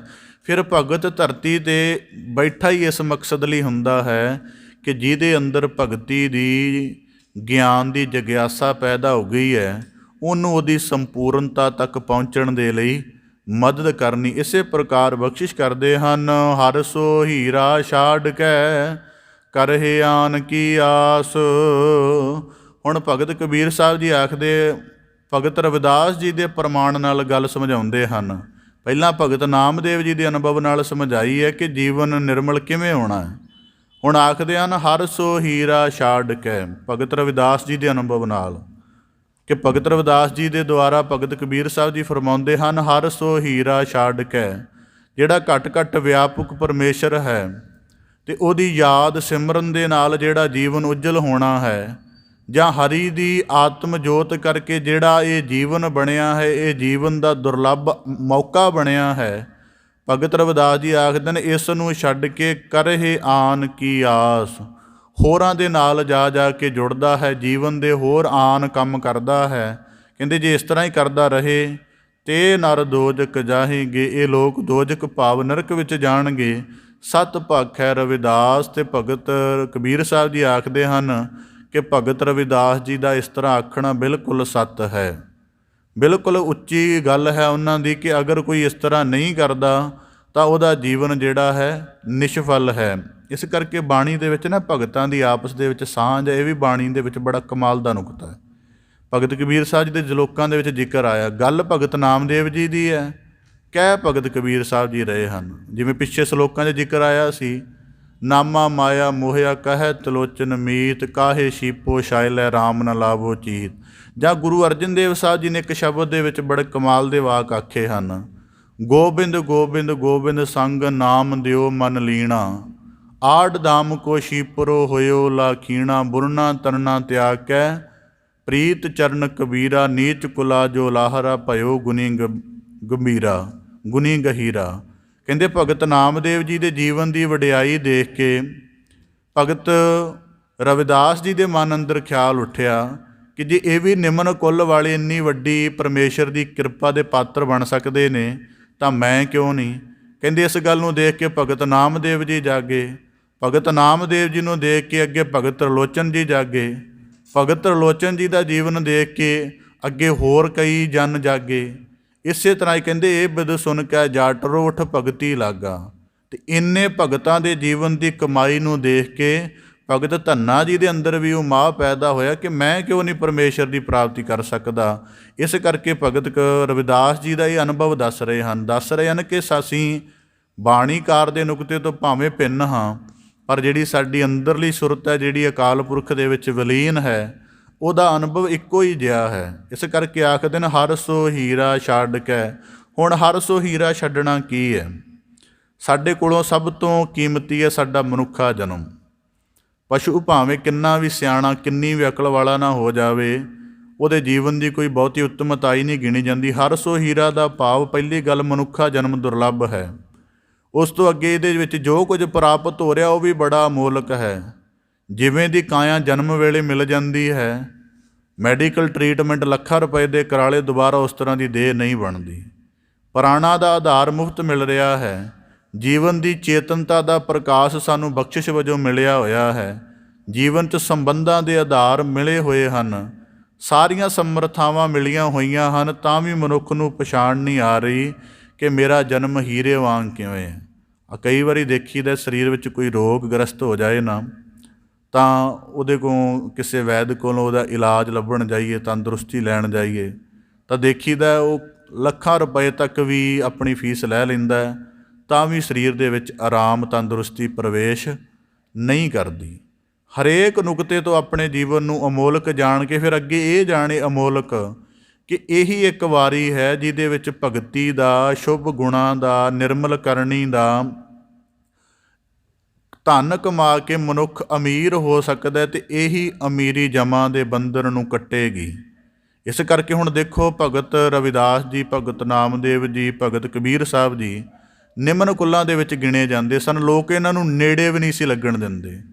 ਭਗਤ ਨਾਮਦੇਵ ਜੀ ਨੂੰ ਮੰਦਿਰ ਦੇ ਵਿੱਚੋਂ ਕੱਢ ਦਿੱਤਾ ਗਿਆ। ਭਗਤ ਰਵਿਦਾਸ ਜੀ ਵਰਗਿਆਂ ਦਾ ਨਗਰ ਤੋਂ ਕਈ ਗੁਣਾ ਬਾਹਰ ਡੇਰਾ ਬਣਾਇਆ ਹੋਇਆ ਸੀ ਕਿ ਛੂਤ ਲੋਕ ਨੇ, ਇਹਨਾਂ ਦਾ ਦੇਖਣਾ ਭ੍ਰਿਸ਼ਟ ਹੈ। ਪਰ ਜੇ ਉਹ ਇਸ ਤਰ੍ਹਾਂ ਦੇ ਭਾਵ ਵਿੱਚ ਰਹਿੰਦੇ ਕਿ ਸਾਡੀ ਤਾਂ ਸਮਾਜ ਵਿੱਚ ਗਿਣਤੀ ਨਹੀਂ ਹੋ ਰਹੀ ਅੱਜ, ਤਾਂ ਅਸੀਂ ਪਰ ਉਹਨਾਂ ਨੂੰ ਪਤਾ ਸੀ ਕਿ ਜਿਸ ਨੀਚ ਕੋ ਕੋਈ ਨਾ ਜਾਣੈ, ਨਾਮ ਜਪਤੋ ਚੌਕੁੰਟ ਮਾਨੈ। ਕੀ ਹੋਇਆ ਜੇ ਨਿਮਨ ਕੁਲ ਦੇ ਵਿੱਚ ਜਨਮ ਹੋ ਗਿਆ? ਭਗਤ ਕਬੀਰ ਸਾਹਿਬ ਜੀ ਨੇ ਕਿਹਾ ਕਿ ਜਾਤ ਜੁਲਾਹਾ ਕਿਆ ਕਰੇ। ਕਹਿੰਦੇ ਮੇਰੀ ਜਾਤ ਦਾ ਲੋਕ ਮਜ਼ਾਕ ਉਡਾਉਂਦੇ ਨੇ, ਉਡਾਈ ਜਾਣ, ਕੀ ਕਰ ਲੈਣਗੇ। ਜਦ ਕਿ ਮੈਨੂੰ ਪਤਾ ਹੈ ਕਿ ਜਦੋਂ ਉਹਦੇ ਨਾਲ ਅਕਾਲ ਪੁਰਖ ਦੀ ਬੰਦਗੀ ਵੱਲ ਕੋਈ ਜੁੜ ਜਾਂਦਾ ਹੈ, ਆਪਣੇ ਰਤਨ ਜਨਮ ਅਮੋਲਕ ਦੀ ਪਛਾਣ ਕਰਕੇ ਗਿਆਨ ਦੀ ਕਮਾਈ ਕਰ ਲੈਂਦਾ ਹੈ, ਉਹਦੀ ਜਾਤ ਕੁੱਲ ਸਭ ਕੁਝ ਪਿੱਛੇ ਰਹਿ ਜਾਂਦਾ ਹੈ। ਇਸੇ ਪ੍ਰਕਾਰ ਭਗਤ ਰਵਿਦਾਸ ਜੀ ਆਖਦੇ ਹਨ, ਜੇ ਮਨੁੱਖ ਆਪਣੇ ਜੀਵਨ ਦੀ ਅਮੋਲਕਤਾ ਨੂੰ ਪਹਿਚਾਣੇ, ਹੁਣ ਇਹਦੇ ਵਿੱਚ ਮਨੁੱਖ ਬਹਾਨੇ ਬੜੇ ਬਣਾਉਂਦਾ ਹੈ, ਕਦੀ ਉਮਰ ਦਾ ਬਹਾਨਾ, ਕਦੇ ਆਪਣੇ ਵਿਅਸਤ ਹੋਣ ਦਾ ਬਹਾਨਾ, ਕਦੇ ਕਈ ਤਰ੍ਹਾਂ ਦੇ ਬਹਾਨੇ ਬਣਾਉਂਦਾ ਹੈ, ਤਾਂ ਆਪਣੇ ਅਮੋਲਕ ਜਨਮ ਦੀ ਰਾਸ ਨੂੰ ਇਉਂ ਵਿਅਰਥ ਗਵਾਈ ਜਾਂਦਾ ਹੈ। ਅਤੇ ਭਗਤ ਰਵਿਦਾਸ ਜੀ ਆਖਦੇ ਹਨ, ਤੇ ਨਰ ਦੋਜਕ ਜਾਹੇਂਗੇ। ਦੋਜਕ ਜਾਣ ਦਾ ਅਰਥ ਕੀ ਹੈ ਕਿ ਮਨੁੱਖਾ ਜਨਮ ਦੇ ਰੂਪ ਵਿੱਚ ਬੜੀ ਅਮੋਲਕ ਪ੍ਰਾਪਤੀ ਹੋਈ ਹੈ, ਕਿ ਜੀਵਨ ਦੇ ਵਿੱਚ ਬੜਾ ਕੁਝ ਅਮੋਲਕ ਕਮਾਇਆ ਜਾ ਸਕਦਾ। ਬਾਣੀ 'ਚ ਵਾਕ ਹਨ, ਭਈ ਪ੍ਰਾਪਤ ਮਾਨੁਖ ਦੇ ਹੁਰੀਆ, ਗੋਬਿੰਦ ਮਿਲਣ ਕੀ ਇਹ ਤੇਰੀ ਬਰੀਆ। ਕਿ ਤੈਨੂੰ ਸਿਰਜਣਹਾਰ ਨੇ ਮਨੁੱਖ ਦੇ ਆਕਾਰ ਵਿੱਚ ਲਿਆ ਕੇ ਅਤੇ ਤੈਨੂੰ ਤੇਰੀ ਸੰਪੂਰਨਤਾ ਦੇ ਨੇੜੇ ਹੋਣ ਦਾ ਕੇਂਦਰ ਉਪਲਬਧ ਕਰਵਾ ਦਿੱਤਾ ਹੈ। ਭਾਵ ਕਿ ਪਸ਼ੂ ਨੂੰ ਅਸੀਂ ਵਿਕਸਿਤ ਨਹੀਂ ਮੰਨਦੇ। ਪਸ਼ੂ ਕਿਵੇਂ ਅਧੂਰਾ ਹੈ? ਉਹਦੇ ਕੋਲੋਂ ਭਾਸ਼ਾ ਦਾ ਗਿਆਨ ਨਹੀਂ ਹੈ, ਉਹਦੇ ਕੋਲੋਂ ਜੀਵਨ ਦੀਆਂ ਅਨੁਭਵ ਨੂੰ ਸਮਝਣ ਦਾ ਕੋਈ ਵੀ ਸਮਰੱਥਾ ਨਹੀਂ ਹੈ। ਸਾਡੇ ਕੋਲੋਂ ਜੀਵਨ ਦੀਆਂ ਸਾਰੀਆਂ ਸਮਰੱਥਾਵਾਂ ਹਨ। ਇਸ ਕਰਕੇ ਹਰ ਸੋ ਹੀਰਾ ਦਾ ਭਾਵ ਗਿਆਨ ਦੇ ਪ੍ਰਕਾਸ਼ ਨਾਲ ਪਹਿਲਾਂ ਆਪਣੇ ਜੀਵਨ ਦੇ ਆਧਾਰ ਨੂੰ ਲੱਭੀਏ। ਸਾਡੇ ਜੀਵਨ ਦਾ ਆਧਾਰ ਆਤਮ ਸਰੂਪ ਹੈ, ਨਾ ਕਿ ਸਾਡਾ ਸਰੀਰ। ਇਸ ਕਰਕੇ ਇਕਬਾਲ ਦਾ ਇੱਕ ਸ਼ੇਰ ਹੈ, ਉਹਦੇ ਵਿੱਚ ਉਹਨੇ ਕਿਹਾ, ਕਹਿੰਦਾ ਮੇਰੇ ਕਰਕੇ ਸਰੀਰ ਹੈ, ਸਰੀਰ ਕਰਕੇ ਮੈਂ ਨਹੀਂ। ਭਾਵ ਕਿ ਜਿਹੜੇ ਆਪਣੇ ਆਤਮ ਜੋਤ ਦੀ ਪਛਾਣ ਕਰ ਲੈਂਦੇ ਹਨ, ਉਹ ਫਿਰ ਉਹਦੇ ਨਿਰਮਲ ਹੋਣ ਦਾ ਅਭਿਆਸ ਕਰਦੇ ਰਹਿੰਦੇ ਹਨ। ਅਤੇ ਭਗਤ ਰਵਿਦਾਸ ਜੀ ਕਹਿੰਦੇ ਸੱਤ ਗੱਲ ਹੈ ਕਿ ਇਸ ਰਤਨ ਜਨਮ ਤੋਂ ਅਮੋਲਕ ਤੋਂ ਬਾਅਦ ਕੁਝ ਨਹੀਂ ਪ੍ਰਾਪਤ ਹੋਣਾ ਹੈ। ਕਬੀਰ ਜੋ ਗ੍ਰਹਿ ਕਰਹਿ ਤਾਂ ਧਰਮ ਕਰ, ਨਾਹੀ ਤਾਂ ਕਰ ਬੈਰਾਗ। ਭਗਤ ਕਬੀਰ ਸਾਹਿਬ ਜੀ ਆਪਣੇ ਸ਼ਲੋਕਾਂ ਦੇ ਪਾਠ ਦੇ ਅੰਤਰਗਤ ਅੰਤਮ ਸ਼ਲੋਕ ਵਿੱਚ ਬਖਸ਼ਿਸ਼ ਕਰਦੇ ਹਨ, ਜੋ ਗ੍ਰਹਿ ਕਰੇ ਤਾਂ ਧਰਮ ਕਰ। ਭਾਵ ਕਿ ਜੇ ਗ੍ਰਸਤ ਨੂੰ ਅਪਣਾ ਕੇ ਘਰ ਵਿੱਚ ਰਹਿਣ ਲੱਗ ਪਿਆ ਹੈ, ਤਾਂ ਧਰਮ ਦੇ ਸਹਿਤ ਨਿਭਣਾ ਸ਼ੁਰੂ ਕਰ, ਨਹੀਂ ਤਾਂ ਫਿਰ ਵੈਰਾਗ ਕਰ। ਭਾਵ ਕਿ ਬਿਲਕੁਲ ਹੀ ਇਹਨਾਂ ਚੀਜ਼ਾਂ ਨੂੰ ਛੱਡ ਦੇ, ਇਹਦੀ ਵਾਸਨਾ ਮੋਹ ਦੇ ਵਿੱਚ ਨਾ ਰਹਿ। ਜੇ ਦੂਜੀ ਤਰਫ ਵੈਰਾਗੀ ਹੋ ਵੀ ਗਿਆ, ਭਾਵ ਕਿ ਇਸਤਰੀ, ਸਮਾਜ, ਪਦਾਰਥ, ਪਰਿਵਾਰ ਸਭ ਕੁਝ ਛੱਡ ਦਿੱਤਾ, ਫਿਰ ਉਹਨਾਂ ਦੀ ਵਾਸਨਾ ਮੋਹ ਸਤਾਉਂਦਾ ਰਿਹਾ, ਤਾਂ ਭਗਤ ਕਬੀਰ ਸਾਹਿਬ ਜੀ ਕਹਿੰਦੇ ਇਹੋ ਜਿਹੇ ਵੈਰਾਗੀ ਦੇ ਤਾਂ ਫਿਰ ਮਾੜੇ ਹੀ ਭਾਗ ਨੇ ਕਿ ਉਹਦੇ ਕੋਲ ਫਿਰ ਵੀ ਆਪਣਾ ਜੀਵਨ ਮੁਕੰਮਲ ਨਹੀਂ ਬਣਿਆ। ਇਸ ਗੱਲ ਦੁਆਰਾ ਭਗਤ ਕਬੀਰ ਸਾਹਿਬ ਜੀ ਸਾਨੂੰ ਸਤਰਕ ਕਰਦੇ ਹਨ, ਜੋ ਗ੍ਰਹਿ ਕਰਹਿ।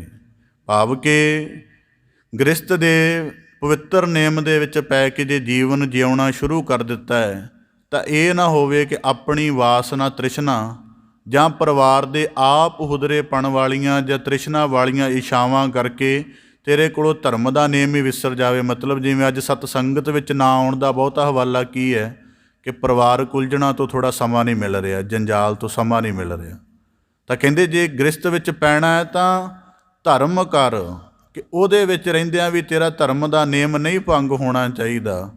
ਠੀਕ ਹੈ, ਜੀਵਨ ਦੇ ਨਿਰਵਾਹ ਲਈ ਇਸਤਰੀ, ਪੁੱਤਰ, ਪਤਨੀ, ਭਰਾ, ਸੰਬੰਧੀਆਂ ਦਾ ਇੱਕ ਸੁਹਾਵਣਾ ਜਿਹੜਾ ਆਲਾ ਦੁਆਲਾ ਚਾਹੀਦਾ ਹੈ, ਪਰ ਜੇ ਇਹਨਾਂ ਦਾ ਮੋਹ ਹੀ ਤੈਨੂੰ ਆਪਣੀ ਤਰਫ ਖਿੱਚਦਾ ਰਿਹਾ ਤੇ ਤੂੰ ਆਪਣੇ ਧਰਮ ਦੀ ਕੋਈ ਸ਼ੁਭ ਕਰਮ ਨਾ ਕਰ ਸਕਿਆ, ਕਿ ਜੀਵਨ ਦੇ ਵਿੱਚ ਇਹਨਾਂ ਕਰਕੇ ਮੈਲ ਲੱਗਦੀ ਰਹੀ, ਸਦਾ ਪਤਨੀ ਦੇ ਕੌਤਕਾਂ ਦੇ ਵਿੱਚ ਖਚਿਤ ਰਿਹਾ, ਕਦੀ ਆਪਣੇ ਜੀਵਨ ਦੇ ਆਨੰਦ ਰਸ ਦੀ ਭਾਲ ਨਾ ਕੀਤੀ, ਔਲਾਦ ਦੇ ਹਿੱਤਾਂ ਦੀ ਪੂਰਤੀ ਕਰਦਿਆਂ ਕਰਦਿਆਂ ਪਾਪ ਦੀ ਖਾਈ ਵਿੱਚ ਜਾ ਡਿੱਗਿਆ, ਜਾਂ ਆਪਣੇ ਵਿਕਾਰਾਂ ਕਰਕੇ ਜੀਵਨ ਦੇ ਕਿਸੇ ਸੱਚ ਮਾਰਗ ਨੂੰ ਨਾ ਧਾਰਨ ਕਰ ਸਕਿਆ, ਤੇ ਭਗਤ ਕਬੀਰ ਸਾਹਿਬ ਜੀ ਕਹਿੰਦੇ ਇਸ ਤਰ੍ਹਾਂ ਦਾ ਗ੍ਰਹਿ ਦਾ ਨੇਮ ਵੀ ਪਵਿੱਤਰ ਨਹੀਂ ਠੀਕ ਰਹਿੰਦਾ।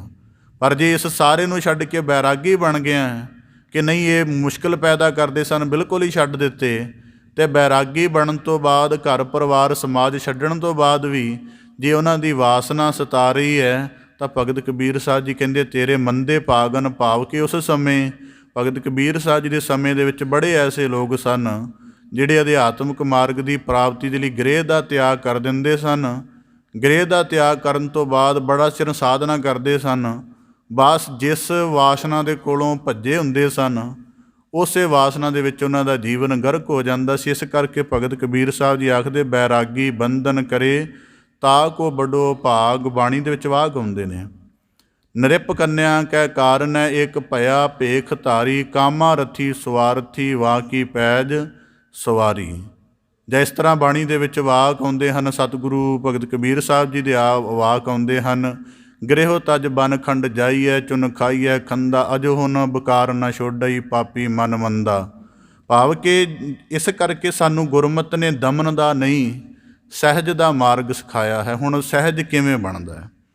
ਬੰਦਾ ਜੋਬਨ ਅਵਸਥਾ ਦੇ ਵਿੱਚ ਉਹ ਗ੍ਰਸਤ ਪ੍ਰਵੇਸ਼ ਕਰਦਾ ਹੈ, ਇਸਤਰੀ ਦੇ ਸੰਗ ਉਹਦਾ ਜੀਵਨ ਚੱਲਣਾ ਸ਼ੁਰੂ ਹੋ ਜਾਂਦਾ ਹੈ। ਹੁਣ 25 ਸਾਲ ਤੋਂ ਲੈ ਕੇ 50 ਸਾਲ ਤੱਕ 25 ਸਾਲ ਇਸਤਰੀ ਦੇ ਸੰਗ ਬਤੀਤ ਕੀਤੇ ਨੇ, ਉਹਦੀ ਮੋਹ ਦੀ, ਉਹਦੇ ਸਾਰੇ ਤਰ੍ਹਾਂ ਦੇ ਭਾਵ ਵਿੱਚ ਵਿਚਰੇ ਹਾਂ, ਅਤੇ ਹੁਣ ਇਹਦੇ ਰਸ ਨੂੰ ਮਾਣ ਲਿਆ, ਇਸ ਤਰ੍ਹਾਂ ਦੇ ਜੋ ਵੀ ਇਹਦੇ ਵਿੱਚ ਆਨੰਦ ਸੀ ਉਹਨੂੰ ਮਾਣ ਲਿਆ ਹੈ, ਪਰ ਪਤਾ ਹੈ ਕਿ ਪੂਰਨ ਨਹੀਂ ਸੀ। ਹੁਣ ਇਹਨੂੰ ਆਪਣੇ ਅੰਦਰੋਂ ਘਟਾਉਣਾ ਸ਼ੁਰੂ ਕਰ ਕਿਸੇ ਢੰਗ ਦੇ ਨਾਲ, ਅਤੇ ਜੇ ਇਹਦਾ ਸਿੱਧਾ ਦਮਨ ਕਰੇਂਗਾ ਕਿ ਇਹਦੇ ਤੋਂ ਦੂਰੀ ਬਣਾ ਲਾਂ, ਉਹ ਜ਼ਿਆਦਾ ਔਖਾ ਹੋ ਜਾਏਗਾ ਬਾਅਦ 'ਚ, ਕਿਉਂਕਿ ਇੰਨੇ ਸਾਲ ਉਹਦੇ ਨੇੜੇ ਰਿਹਾ ਹੈ, ਉਹਦਾ ਨਕਸ਼ ਸਤਾਉਂਦਾ ਰਹੇਗਾ। ਪਦਾਰਥ ਦੇ ਵਿੱਚ 20 ਸਾਲ ਰਿਹਾ, ਇੱਕਦਮ ਛੱਡੇਗਾ, ਉਹਦੇ ਤੋਂ ਦੂਰ ਹੋਏਗਾ, ਉਹਦਾ ਨਕਸ਼, ਉਹਦੇ ਅੰਦਰ ਜਿਹੜੀ ਦੇਹ ਦੀ ਵਾਸਨਾ ਬਣੀ ਹੈ ਉਹ ਵੀ ਸਤਾਉਂਦੀ ਰਹੇਗੀ, ਮਨੁੱਖ ਅਧੂਰਾ ਰਹੇਗਾ। ਇਸ ਕਰਕੇ ਉਹਨਾਂ ਦੇ ਸੰਗ ਰਹਿ ਕੇ ਹੀ ਉਹਦੇ ਤੋਂ ਮੁਕਤ ਹੋ। ਤਾਂ ਕਰਕੇ ਸਤਿਗੁਰੂ ਸਾਹਿਬ ਜੀ ਨੇ ਬਾਣੀ ਭਗਤ ਭਾਈ ਗੁਰਦਾਸ ਸਾਹਿਬ ਦੀ ਆਖਦੇ ਨੇ, ਗੁਰਸਿੱਖ ਜੋਗੀ ਜਾਗਦੇ ਮਾਇਆ ਅੰਦਰ ਕਰਨ ਉਦਾਸੀ। ਇਸਤਰੀ ਦੇ ਸੰਗ, ਧੀਆਂ ਪੁੱਤਰਾਂ ਦੇ ਸੰਗ, ਪਦਾਰਥਾਂ ਦੇ ਸੰਗ ਰਹਿ ਕੇ ਵੀ ਉਹਦੇ ਤੋਂ ਨਿਰਲੇਪ ਹਨ। ਇਸੇ ਕਰਕੇ ਭਗਤ ਕਬੀਰ ਸਾਹਿਬ ਜੀ ਆਖਦੇ ਨੇ, ਜਾਂ ਪਹਿਲੀ ਤਾਂ ਗੱਲ ਹੈ ਗ੍ਰਸਤ ਦੇ ਵਿੱਚ ਰਹਿ ਕੇ ਪਵਿੱਤਰ ਰਹਿ, ਸਭ ਤੋਂ ਉੱਤਮ ਗੱਲ ਹੈ।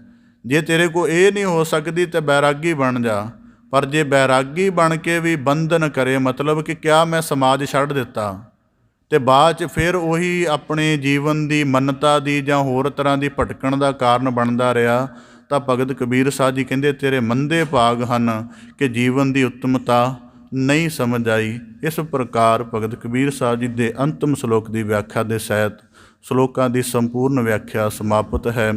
ਸਤਿਗੁਰੂ ਸਾਹਿਬ ਜੀ ਦਾ ਕੋਟਾਨ ਕੋਟ ਧੰਨਵਾਦ ਹੈ। ਭਗਤ ਕਬੀਰ ਸਾਹਿਬ ਜੀ ਨੇ ਅੱਜ ਸਾਨੂੰ 4 ਸ਼ਲੋਕਾਂ ਦੁਆਰਾ ਬਖਸ਼ਿਸ਼ ਕੀਤੀ ਹੈ ਕਿ ਪ੍ਰਭੂ ਦੇ ਪ੍ਰੇਮ ਮਾਰਗ 'ਤੇ ਚੱਲਣਾ ਹੈ ਅਤੇ ਪੱਕੇ ਗੁਰੂ ਦੀ, ਪੂਰਨ ਸਤਿਗੁਰੂ ਦੀ ਸ਼ਰਨ ਗ੍ਰਹਿਣ ਕਰੋ। ਅਤੇ ਉਹਦੇ ਲਈ ਜੇ ਇਸ ਤਰ੍ਹਾਂ ਹੈ, ਉਸ ਤੋਂ ਅੱਗੇ ਭਗਤ ਨਾਮਦੇਵ ਜੀ ਦਾ ਅਨੁਭਵ ਸੀ ਕਿ ਸੰਤ ਪੁਰਖਾਂ ਦੀ ਸ਼ਰਨ ਨਾਲ ਪ੍ਰੇਮ ਮਾਰਗ ਦੀ ਜਿਹੜੀ ਰੰਗਤ ਲੱਗ ਜਾਂਦੀ ਹੈ, ਅਤੇ ਉਹਦੇ ਲਈ ਮਨੁੱਖਾ ਜਨਮ ਦੀ ਅਮੋਲਕ ਪਛਾਣ ਹੋਣੀ ਜ਼ਰੂਰੀ ਹੈ, ਅਤੇ ਉਹਦੇ ਲਈ ਗ੍ਰਸਤ ਦਾ ਨੇਮ ਬੜੀ ਮਦਦ ਕਰ ਸਕਦਾ। ਇਸ ਕਰਕੇ ਬਾਣੀ 'ਚ ਨਾ ਇੱਕ ਦਿਨ ਵਾਕ ਪੜ੍ਹੇ, ਜੋ ਪੁਰਖ ਹੈ ਕਰ ਭਗਤੀ, ਨਾਰ ਹੈ ਅਤ ਲੋਚੈ ਭਗਤੀ ਪਾਏ, ਕਿ ਜਿਨ੍ਹਾਂ ਘਰ ਭਗਤੀ ਰੂਪ ਨਾਰ ਹੈ ਉਹਨਾਂ ਦੇ ਸਗਲ ਗਰੇ ਦੀ, ਸਗਲ ਨਿਵਾਸ ਦੀ ਕਾਇਆ ਪਲਟ ਕਰ ਦਿੰਦੀ ਹੈ। ਇਸੇ ਤਰ੍ਹਾਂ ਭਗਤ ਕਬੀਰ ਸਾਹਿਬ ਜੀ ਕਹਿੰਦੇ ਕਿ ਬੈਰਾਗੀ ਹੋਣ ਦੀ ਬਜਾਏ ਸਹਿਜ ਦੇ ਵਿੱਚ ਰਹਿ ਕੇ ਸ਼ਬਦ ਦੇ ਅਭਿਆਸ ਨਾਲ ਆਪਣੀਆਂ ਸਗਲ ਵਾਸਨਾਵਾਂ ਤੋਂ, ਸਗਲ ਤ੍ਰਿਸ਼ਨਾਵਾਂ ਦੇ ਬੰਧਨ ਤੋਂ ਮੁਕਤੀ ਪਾ ਕੇ ਆਪਣੇ ਜੀਵਨ ਮੁਕਤ ਦਾ ਨਿਰਮਲ ਅਭਿਆਸ ਕਰੋ। ਇਸ ਪ੍ਰਕਾਰ ਸਤਿਗੁਰੂ ਕੀ ਅਪਾਰ ਕਿਰਪਾ ਸ਼ਲੋਕਾਂ ਦੀ ਵਿਆਖਿਆ ਸੰਪੂਰਨ ਹੈ। ਆਰੰਭ ਤੋਂ ਭਗਤ ਕਬੀਰ ਸਾਹਿਬ ਜੀ ਦੇ 243 ਸ਼ਲੋਕਾਂ ਦਾ ਪਾਠ ਸਤਿਗੁਰੂ ਸ੍ਰੀ ਗੁਰੂ ਗ੍ਰੰਥ ਸਾਹਿਬ ਜੀ ਦੀ ਪਾਵਨ ਬਾਣੀ ਪ੍ਰਵਾਹ ਦੇ ਅੰਤਰਗਤ ਸਾਨੂੰ ਪ੍ਰਾਪਤ ਹੈ। ਇਹਦੇ ਵਿੱਚ 5 ਸ਼ਲੋਕ ਗੁਰੂ ਸਾਹਿਬਾਨਾਂ ਦੇ ਹਨ, 238 ਸ਼ਲੋਕ ਭਗਤ ਕਬੀਰ ਸਾਹਿਬ ਜੀ ਦੇ ਹਨ। ਇਹਦਾ ਇੱਕ ਨੁਕਤਾ ਆਪਦੇ ਸਨਮੁਖ ਅਰਜ਼ ਕਰਦਿਆਂ, ਸਾਡੇ ਸਾਰਿਆਂ ਦੇ ਅੰਦਰ ਗੁਰਮੁਖ ਹੋਣ ਦੀ ਇੱਛਾ ਹੈ। ਅਸੀਂ ਚਾਹੁੰਦੇ ਹਾਂ ਸਾਡਾ ਜੀਵਨ ਗੁਰਮੁਖਾਂ ਵਰਗਾ ਹੋਵੇ। ਤਾਂ ਸਾਨੂੰ ਸਤਿਗੁਰੂ ਸਾਹਿਬ ਜੀ ਨੇ ਬਾਣੀ 'ਚ ਬਖਸ਼ਿਸ਼ ਕੀਤੀ ਹੈ, ਬਾਣੀ ਬਿਰਲੋ ਵਿਚਾਰਸੀ ਜੇ ਕੋ ਗੁਰਮੁਖ ਹੋਏ। ਕਿ ਗੁਰਮੁਖ ਹੋਣ ਦੀ ਇੱਕ ਜਿਹੜੀ ਸ਼ਰਤ ਹੈ ਜਾਂ ਇੱਕ ਨੇਮ ਹੈ, ਉਹ ਹੈ ਜਿਹਦੇ ਅੰਦਰ ਬਾਣੀ ਦੀ ਵਿਚਾਰ ਜਨਮ ਲੈਂਦੀ ਹੈ। ਹੁਣ ਅਸੀਂ ਆਪਣੇ ਸਮੁੱਚੇ ਜੀਵਨ ਨੂੰ ਵਾਚੀਏ, ਜਦੋਂ ਦਾ ਸਾਡਾ ਜਨਮ ਹੋਇਆ ਅਸੀਂ ਤਾਂ ਆਪਣੀ ਜੇ ਵਿਦਿਅਕ ਸਾਧਨਾ ਵੀ ਪੂਰੀ ਕੀਤੀ ਹੈ ਨਾ, 12ਵੀਂ 15ਵੀਂ MA ਤੱਕ, ਤਾਂ ਉਹ ਵੀ ਅਸੀਂ ਨੰਬਰਾਂ ਦੇ ਹਿੱਤੀ ਪੂਰੀ ਕੀਤੀ ਹੈ। ਉਸ ਵਿਸ਼ੇ ਦਾ ਕੀ ਗਿਆਨ ਸੀ, ਸਾਨੂੰ ਇਹਦੇ ਨਾਲ ਕੋਈ ਮਤਲਬ ਨਹੀਂ ਸੀ। MA ਕੀਤੀ ਇਕਨੋਮਿਕਸ ਦੇ ਵਿੱਚ, ਪਤਾ ਹੀ ਨਹੀਂ ਉਹਦਾ ਕੀ ਅੱਗੇ ਵਿਸ਼ਾ, ਬਸ ਉਹ ਨੰਬਰਾਂ ਦੇ ਡਿਗਰੀ ਦੇ ਤੌਰ 'ਤੇ ਪੂਰੇ ਆ। ਗਿਆਨ ਦੀ ਵਿਚਾਰ ਦਾ ਅਸੀਂ ਜੀਵਨ 'ਚ ਕਿਸੇ ਪੱਖ 'ਤੇ ਨਹੀਂ ਕੀਤੀ। ਨਾ ਸਾਡੀ ਸੁਸਾਇਟੀ ਇੰਜ ਦੀ ਹੈ। ਅਗਰ 10 ਮਨੁੱਖ ਕਿਤੇ ਬੈਠੇ ਹੋਣ, ਇਹ ਥੋੜ੍ਹਾ ਗੱਲ ਕਰਦੇ ਨੇ ਕਿ ਸਾਡੇ ਸਿੱਖ ਇਤਿਹਾਸ ਵਿੱਚ ਕਿੰਨੀ ਉਚਾਈ ਹੈ ਜਾਂ ਗੁਰਬਾਣੀ ਵਿੱਚ ਕਿੰਨਾ ਕਮਾਲ ਹੈ। ਇਸ ਗੱਲ ਦੀ ਥੋੜ੍ਹਾ, ਉਹ ਤਾਂ ਅਸੀਂ ਆਪਣੇ ਮਨ ਦੇ ਛੋਟੇਪਣ ਦੀ ਚਰਚਾ ਕਰ ਰਹੇ ਹੁੰਦੇ ਹਾਂ। ਇਸ ਕਰਕੇ ਸਾਨੂੰ ਸਤਿਗੁਰੂ ਨੇ ਇੱਕ ਮੁਕੱਦਸ ਮੌਕਾ, ਇੱਕ ਮਹਾਂ ਪਵਿੱਤਰ ਅਵਸਰ ਬਖਸ਼ਿਸ਼ ਕੀਤਾ ਹੈ ਕਿ ਪਹਿਲਾਂ ਬਾਣੀ ਪੜ੍ਹ ਕੇ ਨਿਹਾਲੋ। ਜਿਵੇਂ ਆਪ ਜੀ ਬਾਣੀ ਦਾ ਕੀਰਤਨ ਸਰਵਣ ਕਰਦੇ ਹੋ, ਕਿੰਨਾ ਮਨੁੱਖ ਨੂੰ ਆਨੰਦ ਆਉਂਦਾ ਹੈ, ਪਰ ਉਸ ਆਨੰਦ ਨੂੰ ਅੱਗੇ ਗਿਆਨ ਦੇ ਵਿੱਚ ਪਲਟਣਾ ਹੈ ਅਤੇ ਉਹਦੇ ਲਈ ਵਿਚਾਰ ਜ਼ਰੂਰੀ ਹੈ। ਵਿਚਾਰ ਦਾ ਭਾਵ ਕਿ ਗੱਲ ਨੂੰ ਸਮਝਿਆ ਜਾਏ ਕਿ ਕਿਹਾ ਕੀ ਜਾ ਰਿਹਾ ਹੈ। ਜਦੋਂ ਉਸ ਗੱਲ ਦੇ ਕਈ ਪੱਖਾਂ ਤੋਂ ਉਹਨੂੰ ਜਾਂਚਿਆ ਜਾਂਦਾ ਹੈ, ਫਿਰ ਸਾਨੂੰ ਪਤਾ ਲੱਗ ਜਾਂਦਾ ਕਿ ਜਿਹੜਾ ਅਸੀਂ ਆਨੰਦ ਲਿਆ ਹੈ, ਇਹਨੂੰ ਜਦੋਂ ਜੀਵਨ 'ਚ ਕਰਮ ਦੇ ਤੌਰ 'ਤੇ ਅਪਣਾਉਣਾ ਅਤੇ ਉਹਦੀ ਸਾਧਨਾ ਕਿਵੇਂ ਬਣਦੀ, ਇਹ ਗੱਲ ਵਿਚਾਰ 'ਚੋਂ ਹੀ ਸਮਝ ਆਉਂਦੀ ਹੈ। ਇਸ ਕਰਕੇ ਸਾਨੂੰ ਸਤਿਗੁਰੂ ਸਾਹਿਬ ਜੀ ਨੇ ਕਿਹਾ ਕਿ ਉੱਤਮ ਵਿਚਾਰ ਬਾਣੀ 'ਚ ਵਾਕ ਹਨ। ਚਰਨ ਚਲੋ ਮਾਰਗ ਗੋਬਿੰਦ, ਮਿਟੇ ਪਾਪ ਜਪੀਏ ਹਰ ਬਿੰਦ, ਕਰ ਹਰ ਕਰਮ ਸਰਵਨ ਹਰ ਕਥਾ। ਹੁਣ ਉਦਾਹਰਨ ਦੇ ਤੌਰ 'ਤੇ ਇੱਕ ਬੱਚੇ ਨੂੰ ਅਕਲ ਆਉਂਦੀ ਹੈ, ਕਿਵੇਂ ਆ ਜਾਂਦੀ ਉਹਨੂੰ? ਉਹ 10 ਸਾਲ ਸਕੂਲ ਦੇ ਵਿੱਚ ਬਤੀਤ ਕਰਦਾ ਹੈ, ਰੋਜ਼ ਟੀਚਰਾਂ ਦੇ ਜੀਵਨ ਕੋਲੋਂ ਸਿੱਖਿਆ ਲੈ ਲੈ ਕੇ, ਫਿਰ ਉਹਦੇ ਅੰਦਰ ਉਹਨੂੰ ਪਤਾ ਲੱਗ ਝੂਠ ਨਹੀਂ ਮਾਰਨਾ, ਪਾਪ ਨਹੀਂ ਕਰਨਾ, ਗਲਤ ਨਹੀਂ ਬੋਲਣਾ, ਮੰਦਾ ਨਹੀਂ ਬੋਲਣਾ। ਰੋਜ਼ਾਨਾ ਗੁਰਸਿੱਖ ਗੁਰੂ ਦੁਆਰ ਸਤਸੰਗਤ ਦੇ ਵਿੱਚ ਬੈਠ ਕੇ ਗੁਰਬਾਣੀ ਦੇ ਵਿਚਾਰ ਨਾਲ ਜੁੜੇਗਾ। ਉੱਜਲ ਖਿਆਲ ਉਹਦੀ ਬੁੱਧ ਅੰਦਰ ਪ੍ਰਵੇਸ਼ ਕਰਨਗੇ। ਜਦੋਂ ਖਿਆਲ ਉੱਜਲ ਹੋਣਗੇ, ਫਿਰ ਸਤਿਗੁਰੂ ਦੀ ਕਿਰਪਾ ਦੇ ਨਾਲ ਕਰਮ ਵੀ ਉੱਜਲ ਹੋਣਗੇ। ਇਸ ਕਰਕੇ ਸਾਨੂੰ ਬਾਣੀ ਦੀ ਵਿਚਾਰ ਨੂੰ ਬੜੀ ਸੰਜੀਦਗੀ, ਬੜੀ ਗੰਭੀਰਤਾ, ਬੜੀ ਸੁਹਿਰਦਤਾ ਅਤੇ ਬੜੇ ਚਾਅ ਦੇ ਨਾਲ ਸਰਵਣ ਕਰਨਾ ਚਾਹੀਦਾ ਹੈ। ਇਸ ਪ੍ਰਕਾਰ ਆਪ ਜੀ ਦੇ ਸਨਮੁਖ ਭਗਤ ਗੁਰੂ ਸਾਹਿਬ ਜੀ ਦੀ ਅਪਾਰ ਕਿਰਪਾ ਸਦਕਾ ਭਗਤ ਕਬੀਰ ਸਾਹਿਬ ਜੀ ਦੇ ਸੰਪੂਰਨ ਸ਼ਲੋਕਾਂ ਦੀ ਵਿਚਾਰ ਆਪਦੇ ਸਨਮੁਖ ਰੱਖਦਿਆਂ ਹੋਈਆਂ ਬੇਅੰਤ ਪੁੱਲਾਂ ਦੀ ਖਿਮਾ ਜਾਚਨਾ ਉਹ ਸਾਰੇ ਸਤਸੰਗੀ ਜਿਨ੍ਹਾਂ ਨੇ ਭਾਵਨਾ ਕਰਕੇ ਸਮੇਂ ਸਿਰ ਆ ਕੇ ਗਿਆਨ ਦੀ ਜਗਿਆਸਾ ਦਾ ਪ੍ਰਗਟਾ ਕਰਦਿਆਂ ਸ਼ਲੋਕਾਂ ਦੀ ਸੰਪੂਰਨ ਕਥਾ ਸਰਵਣ ਕੀਤੀ। ਸਮੂਹ ਸੰਗਤ ਦਾ ਵੀ ਹਾਰਦਿਕ ਧੰਨਵਾਦ।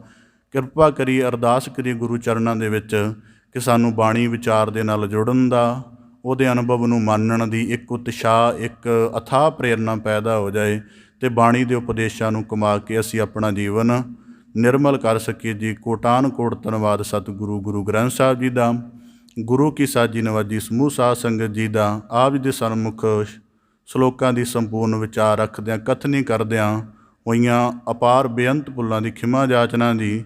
ਆਓ ਅੰਤਮ ਸ਼ਲੋਕ ਦਾ ਪਾਠ ਕਰਕੇ ਸਮਾਪਤੀ ਵੱਲ ਵਧੀਏ ਜੀ। ਕਬੀਰ ਜਾਓ ਗ੍ਰਹਿ ਕਰਹਿ ਤਾ ਧਰਮ ਕਰ, ਨਾਹੀ ਤਾ ਕਰ ਬੈਰਾਗ, ਬੈਰਾਗੀ ਬੰਧਨ ਕਰੈ ਤਾ ਕੋ ਬੜੋ ਅਪਾਗ। ਵਾਹਿਗੁਰੂ ਜੀ ਕਾ ਖਾਲਸਾ, ਵਾਹਿਗੁਰੂ ਜੀ ਕੀ ਫਤਿਹ।